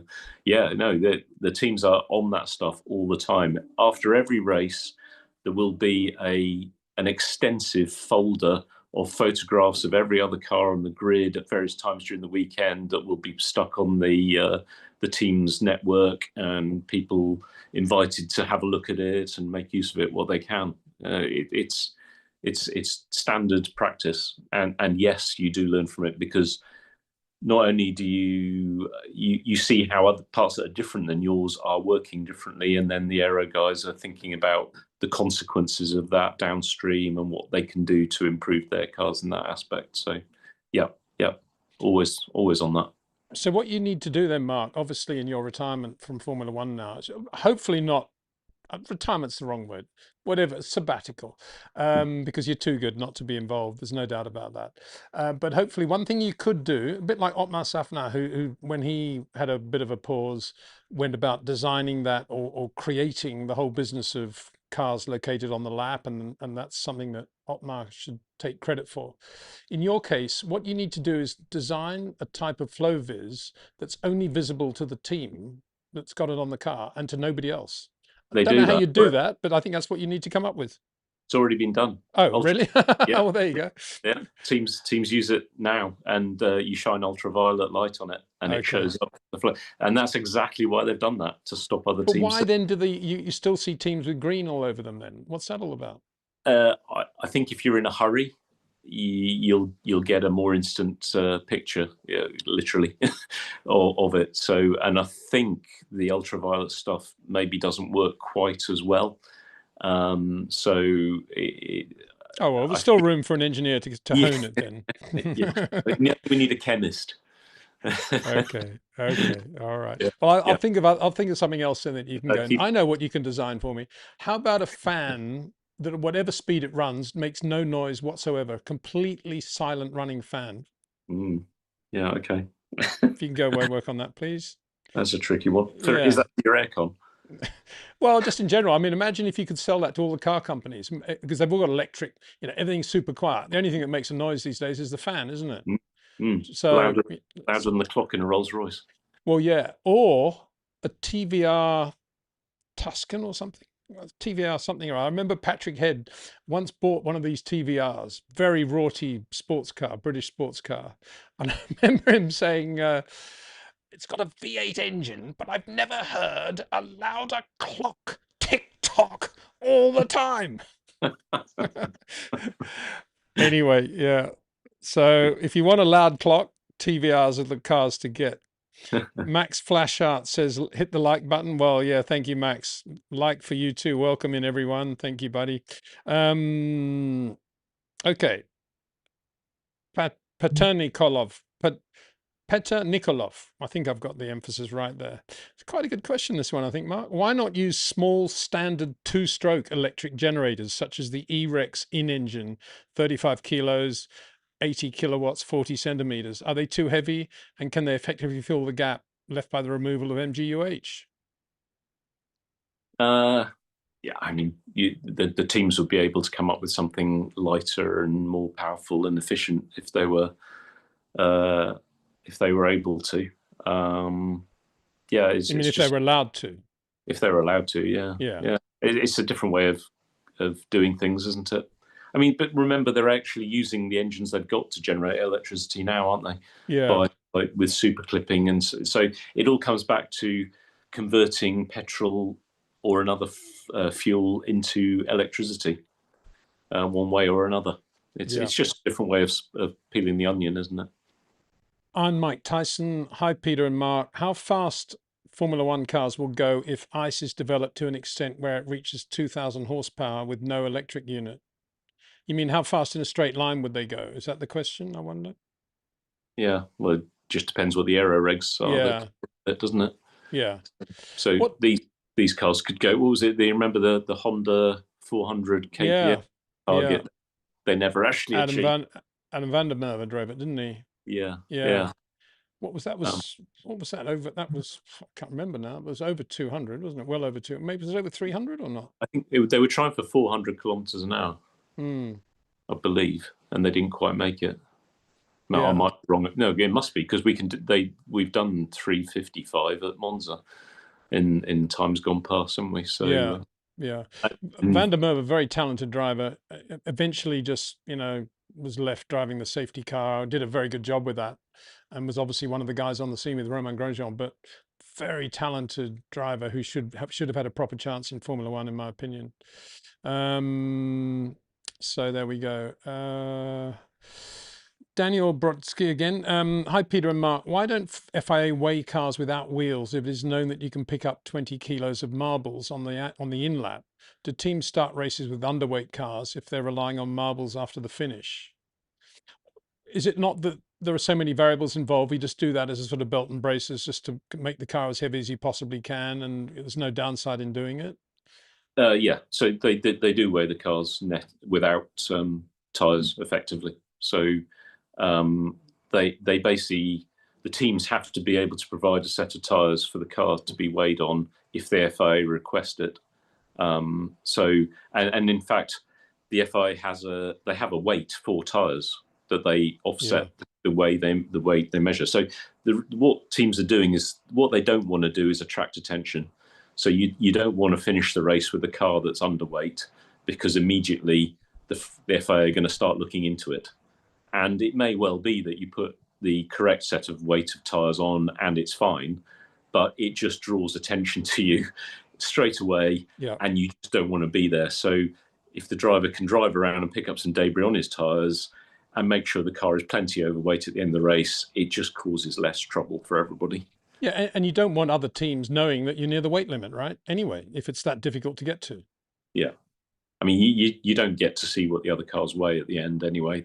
They make sure that the teams, generally speaking, don't get that information from each other. But it has happened. We have been given the wrong slip in the past and found out what someone else's weight was. But no, as I say, it's just about trying to avoid attention where possible. Peter Nikolov again. Hi, guys. Thanks for the extremely interesting information about George's launch.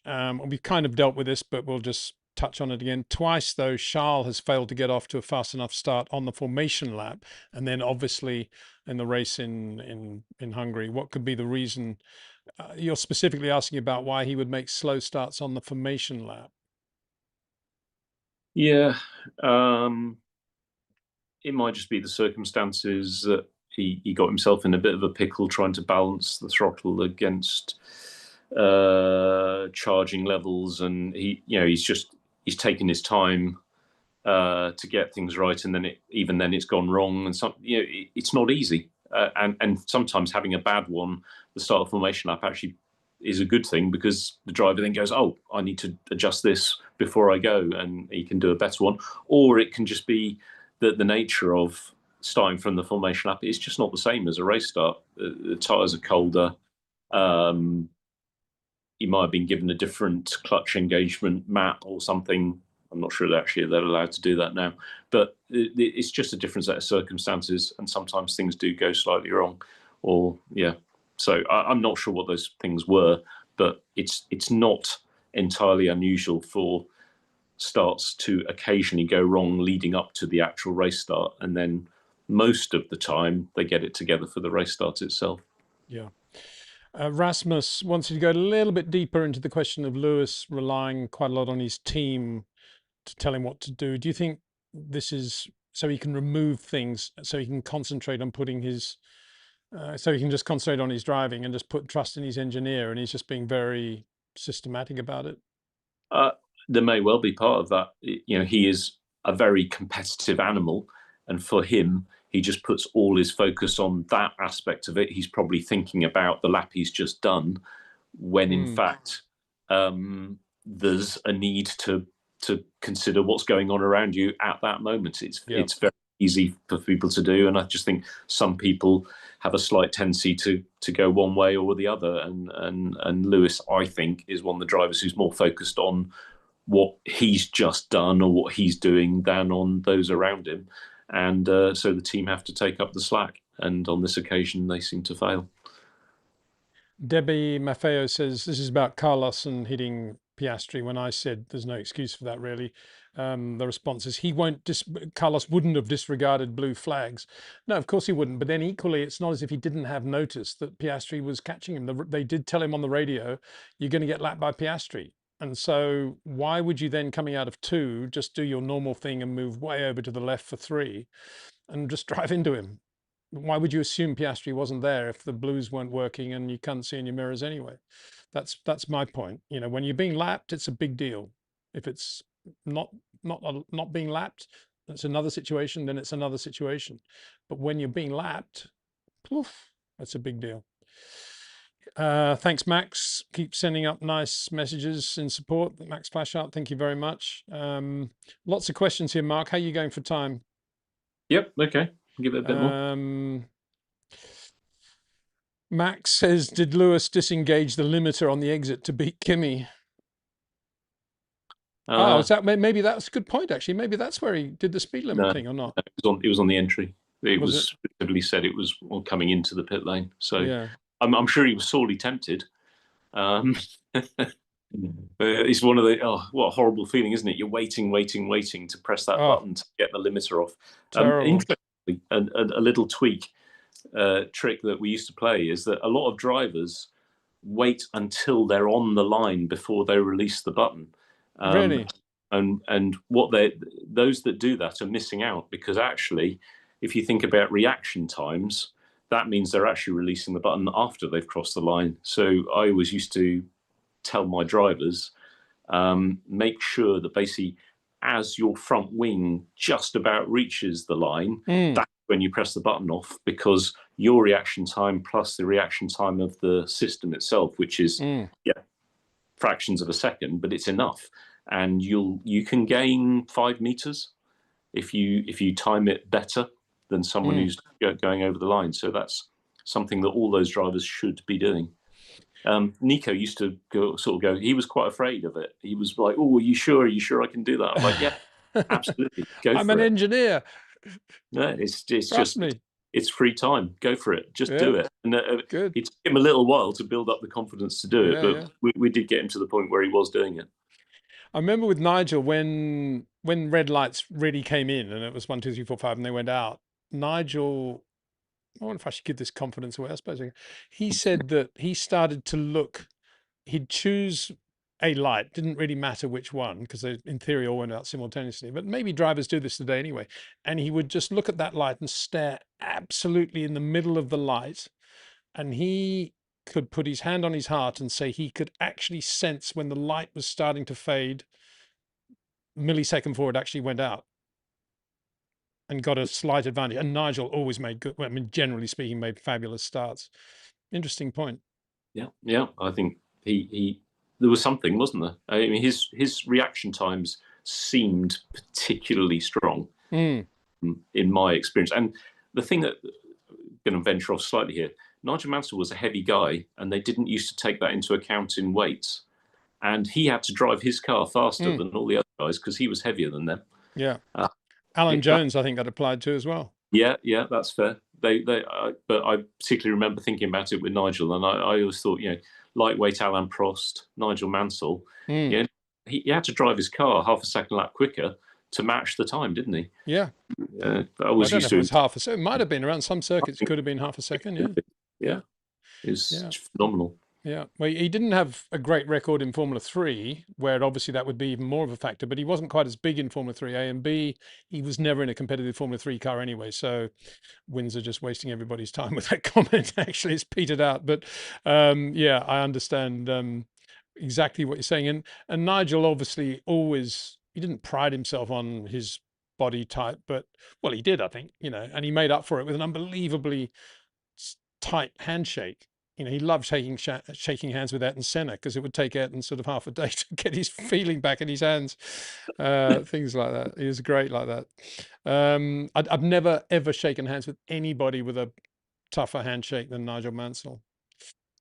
Zubazon, I think probably speaking for a lot of people who are annoyed by penalties anyway, says the annoying thing about these penalties for Hamilton is that he isn't getting any competitive advantage from any of these infringements. It's just all marginal operational faults. Yeah. And I think that's the problem, isn't it? His mind isn't on it. He's not focused on it because it's not competitive, but the result is a loss of points. And I think that's his mindset. He is totally focused on the things that to him matter, but the things that matter less to him, he doesn't give as much attention as maybe he should, because ultimately they do hurt him. Yeah.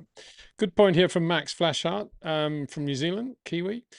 No doubt still celebrating Ryan Fox's win in the British Open. Brilliant win.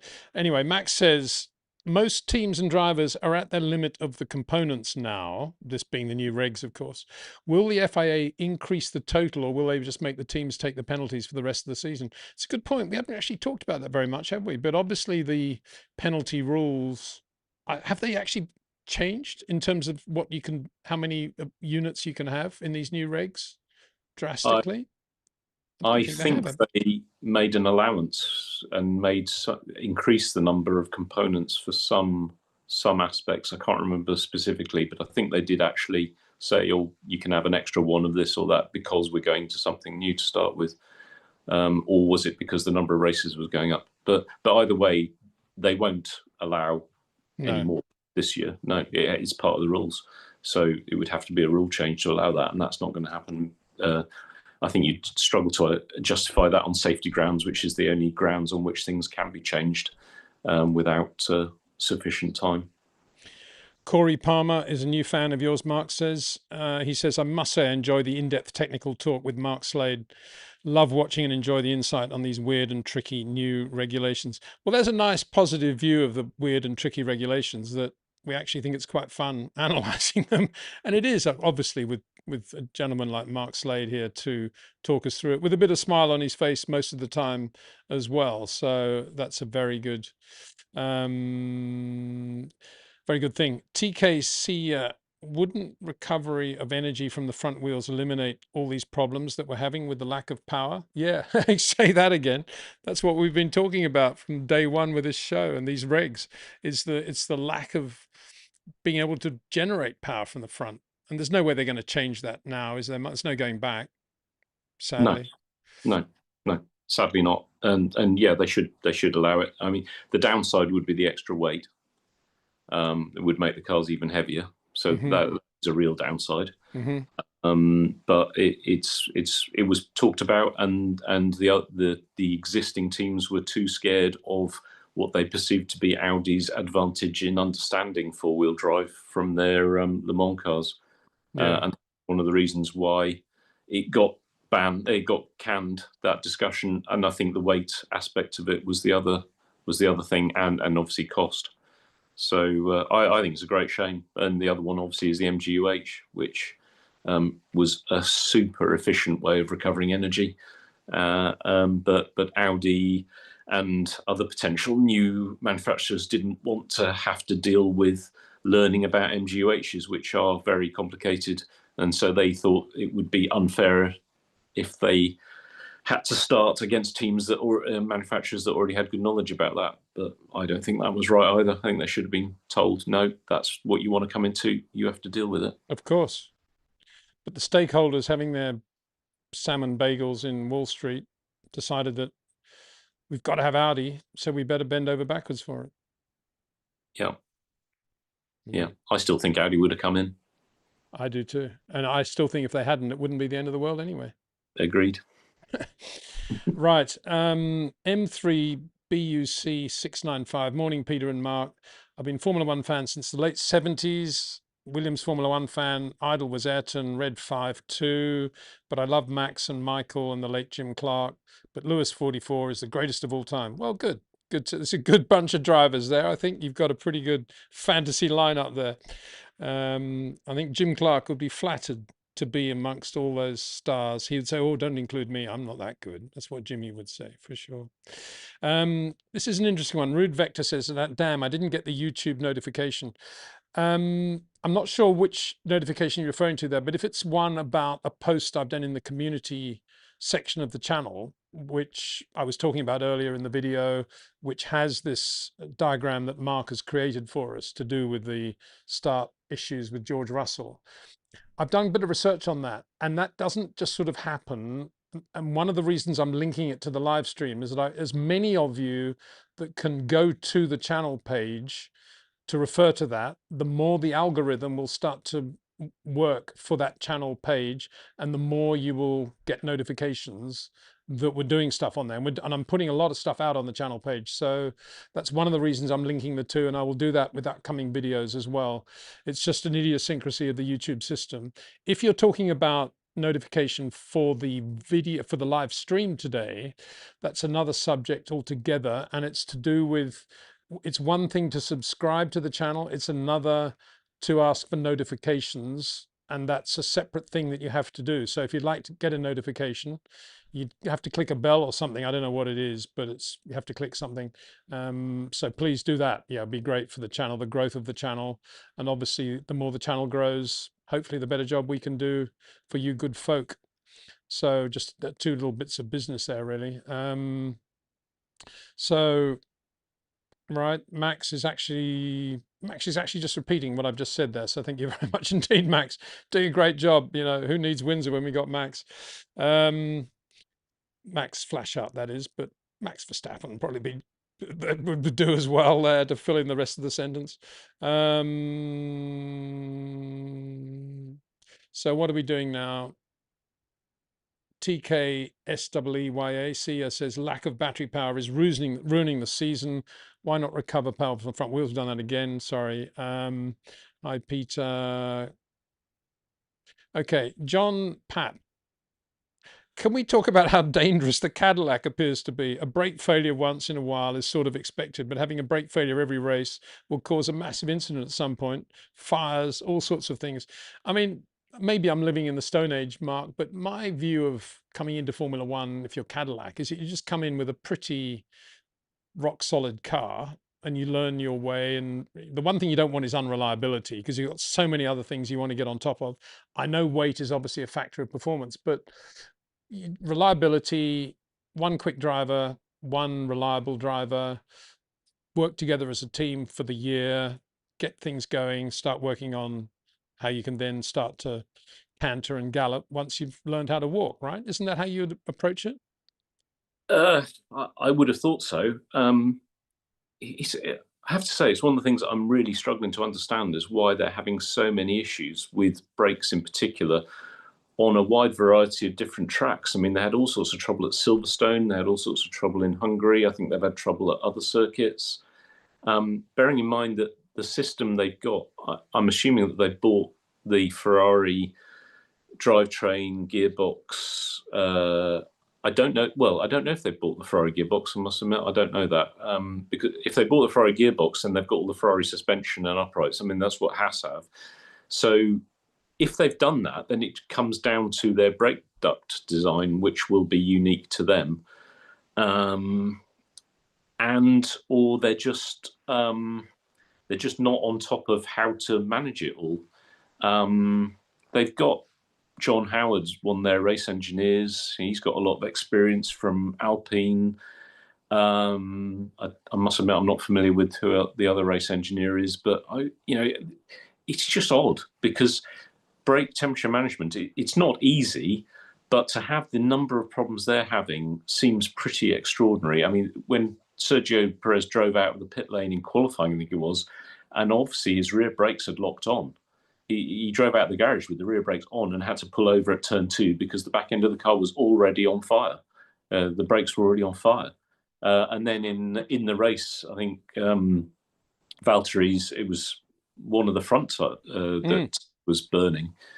It is extraudinary. And I feel for them because it's a nightmare. We had some issues at Renault. I guess it was still Renault with Esteban Ocon was driving in Imola. I guess it was in the COVID year. I'm trying to remember. The brakes had got very hot approaching the grid, and on the grid the heat saturated and the brakes caught fire, and it actually melted the rear brake lines. And then fairly early in the race, he just ran out of brake fluid and the car went off at Aqua Minerale, I think it was. So we had to introduce sort of limits on temperatures, caliper temperatures around the formation lap and advise the drivers about that, which wasn't something we'd really had to worry too much about before. Whatever, the drivers had always managed it without causing a problem, and it wasn't something that we'd appreciated could be a problem. So maybe we were just a bit dim in that area. But I just wonder if it's all these sorts of things are catching Cadillac out, and it's a combination of team inexperience, maybe some other outside factors coming in. But it does seem extraordinary how many problems they are having with their brake temperatures. Yeah, and with that Ocon thing, I mean, the punchline to that actually is once you did that, you solved the problem, right? And that's what I mean. Every new team will have problems, but the same problem persistently, that's the issue, Well, and it's so weird. Is it the same problem though? It seems well, like multiple brake related issues, but it just seems like a storm of them at the moment. Yeah. And whilst that's going on, and it's so critical, I mean, it's such a safety related aspect that all their efforts will be going into trying to deal with this, and it means they're taking the eye off all the other things they want to be dealing with as well. Yeah. So yeah, an absolute nightmare scenario for them and for their drivers. Imagine getting in the car and not knowing whether the brakes are going to work pretty early on in the as well. It's really bad. Especially two experienced drivers who know what it's like to have great brakes. I mean, if you've got a young kid in there that's never known anything better, it's another reason to have had at least one young guy in there, isn't there? Anyway, there you go. Ronnie says, many thanks, Peter and Mark. Absolute insightful discussions. Thumbs up to you both for sharing. Thank you very much. Another question here, quite interesting. Where are we?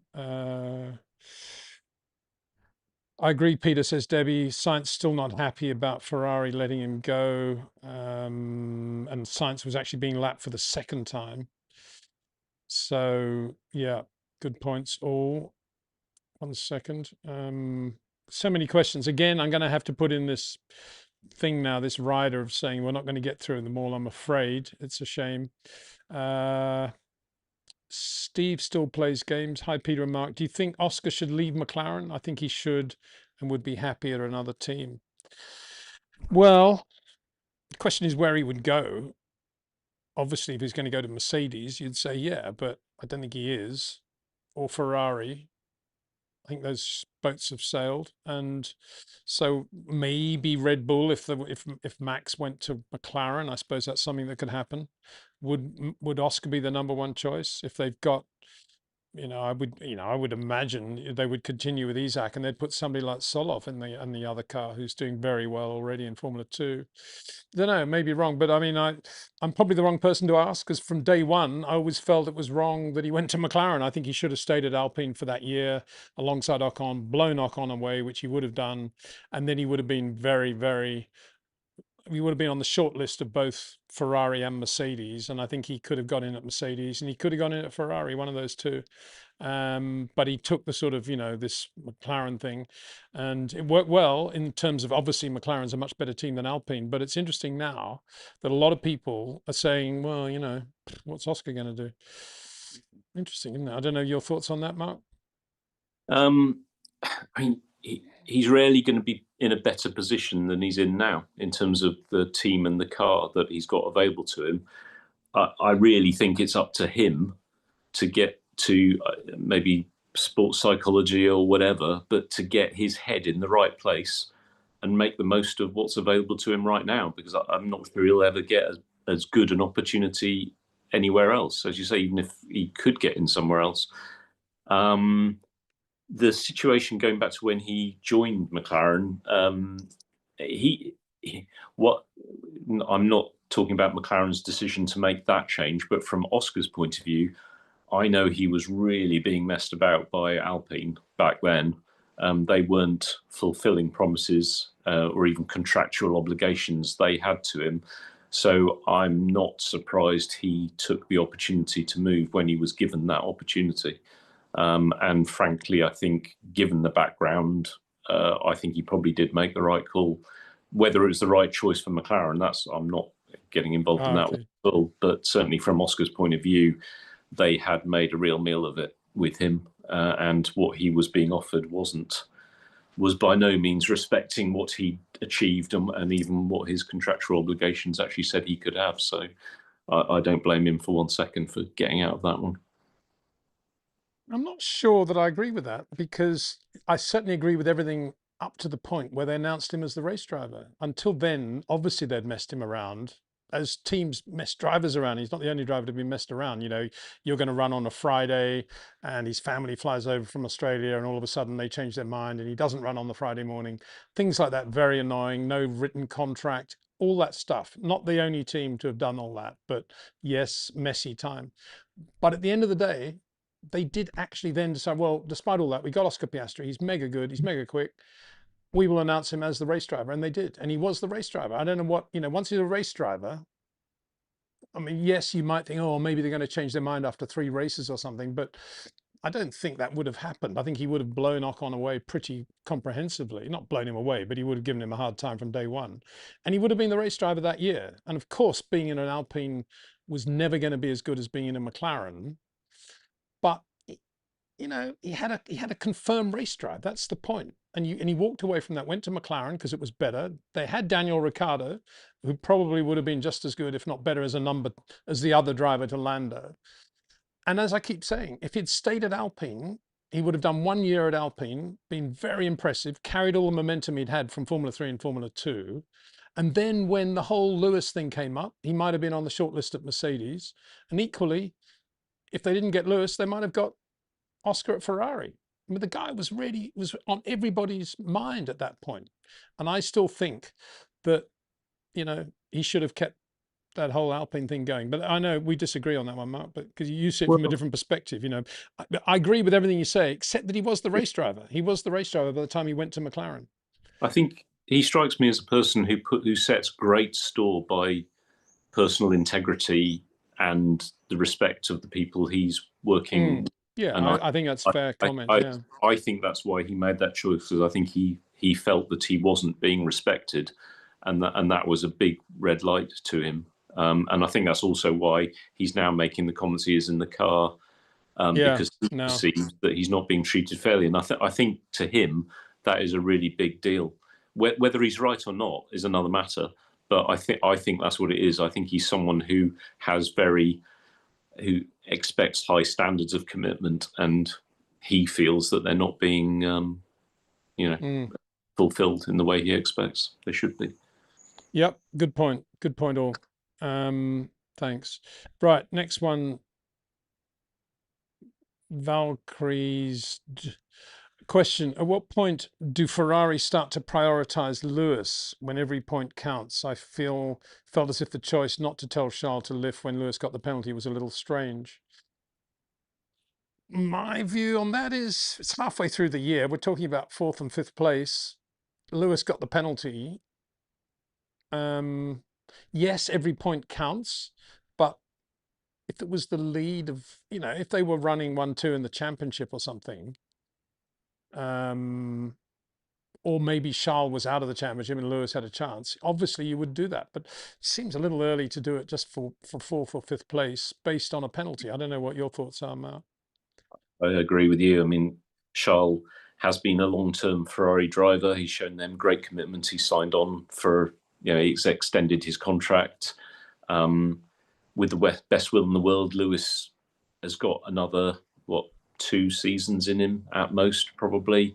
They have to think about the future. And on top of that, it's not actually clear between the two of them who is going to have the upper hand come the end of the season anyway, and who's going to be in the best position.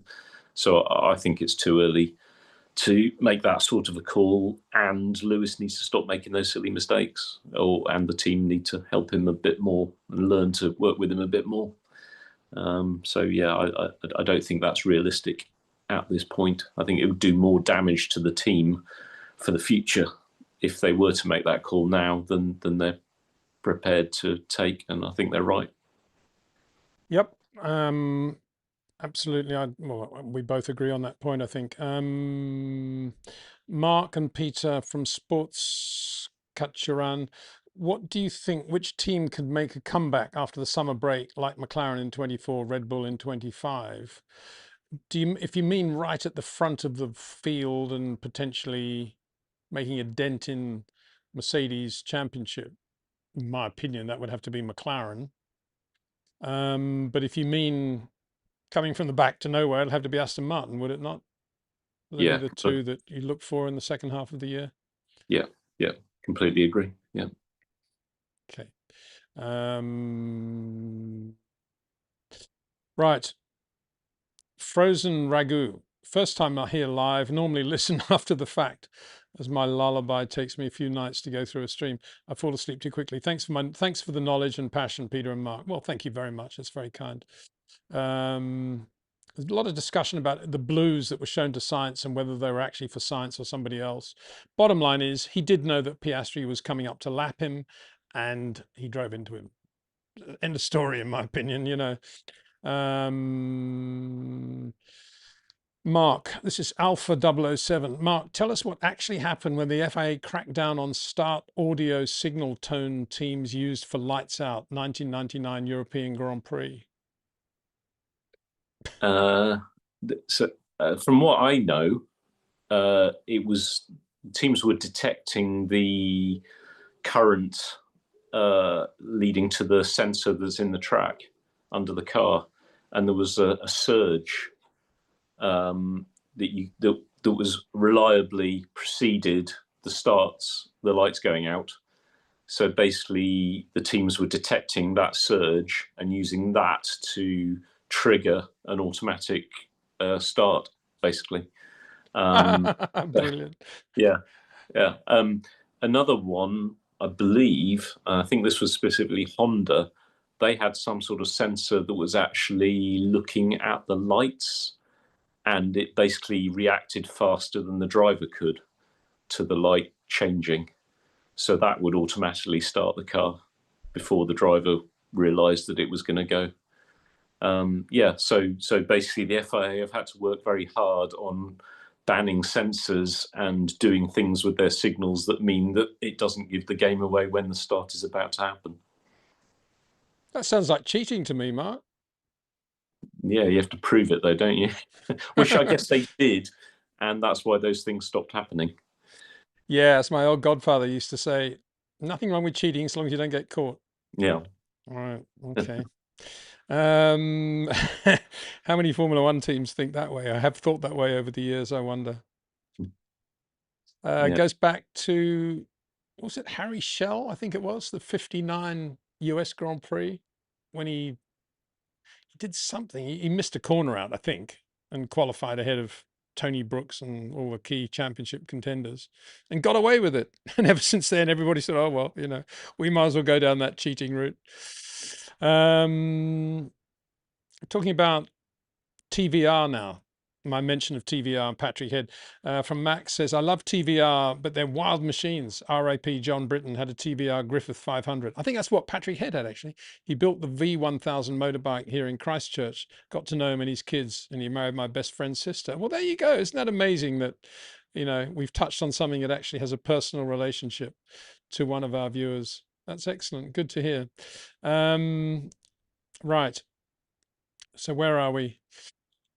Max says the Cadillac Formula One team uses Ferrari power units and gearboxes before transmitting to custom American-built General Motors power units starting in 29. Yeah, well, yeah, we'll believe that. Well, sorry, we'll see that and enjoy it. I was going to say believe that when we see it, but only I'm sure it'll be fine. What could possibly go wrong there? Not much at all, I don't think. Right. Hi, Mark from Ronnie.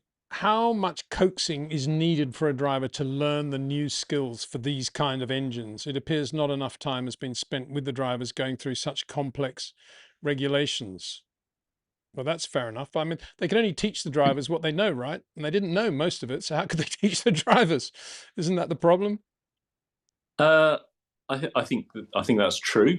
I don't know if you remember when we were talking about these things in the winter. I said what the teams should have done, if they hadn't done, was build simulators for racing that would bring to the forefront any issues with how the cars were performing and allow the teams and the drivers to develop the techniques for dealing with that going into the season.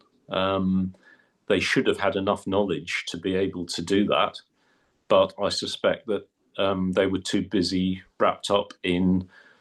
I think the teams tend to take they use the simulators for design development and less so sort of how you go racing development. And I think that anyone who did do that would have gained a big advantage because these sorts of things would have come to the forefront.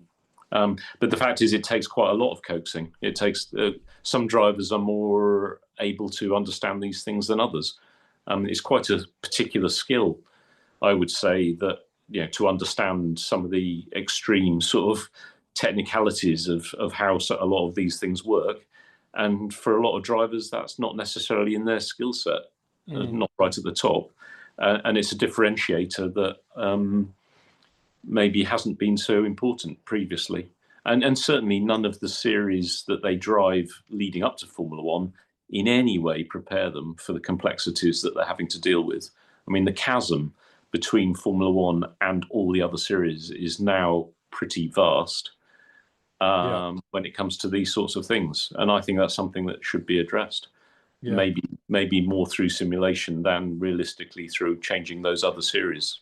But I'd hope that teams are investing in those sorts of things now. And I guess by having junior drivers in simulators, they will be becoming exposed to it. But the whole thing about how you race these things is more complicated than it used to be.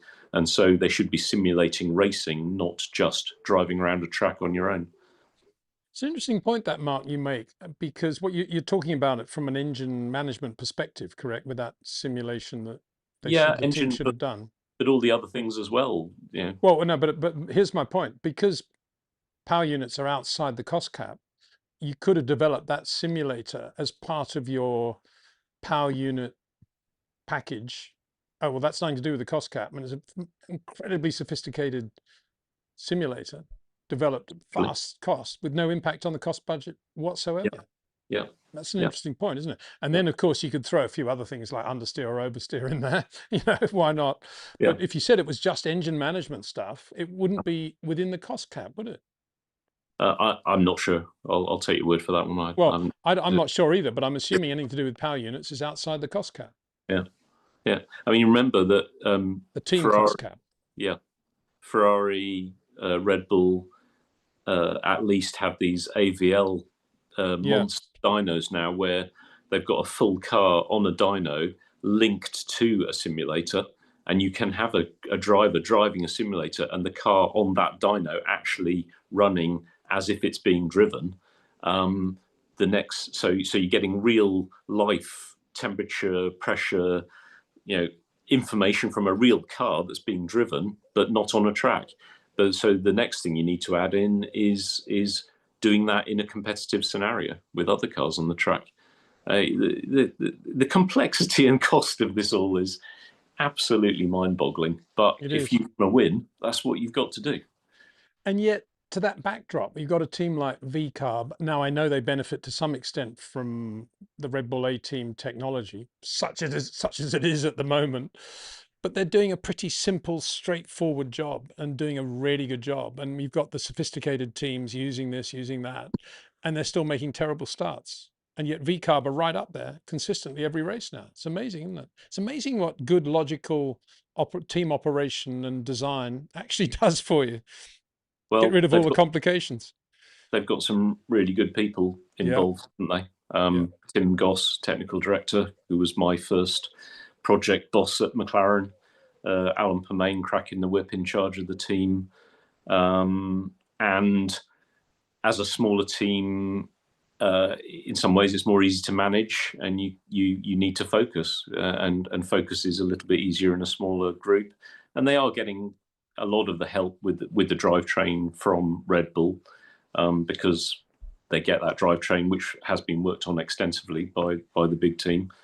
But they're in a pretty good position. I completely agree that they're doing a very good job with the reduced resources available to them compared to the others. Yep, no doubt about that. Mark, thanks so much for your time. Absolutely brilliant. I think everyone's enjoyed it, and great insight into those issues that George faced on the line, ridiculously complicated as they are. You've kind of made it work for all of us, I think, in terms of the sort of issues that he and other drivers are now facing in Formula One. So thank you so much for that. Thanks so much for your time. Looking forward to doing another of these live streams with you very, very soon. And a big thanks to you, to the viewer, for being part of it today. Don't forget to start relating to what we're doing on the community page in our channel now, because we'll be putting more and more diagrams that will be relevant to our videos, live streams, and also recorded videos. And don't forget also, we've got a new merch store as well, courtesy of Bonfire, who are doing a great job for us. And if you've got any slogans that you think look good on a t-shirt that'd be appropriate to our channel, let me know, because we can do some. I can see one now, which is going to be "Don't penalize Lewis" or something like that. It's something, we need to think of something slightly better than that, but I can see a t-shirt coming along on those lines fairly soon. Anyway, thanks again for watching. Big thanks to Jetcraft, to OEM Exclusive, to TrackNinja, and of course to REC Watches for their support for this channel.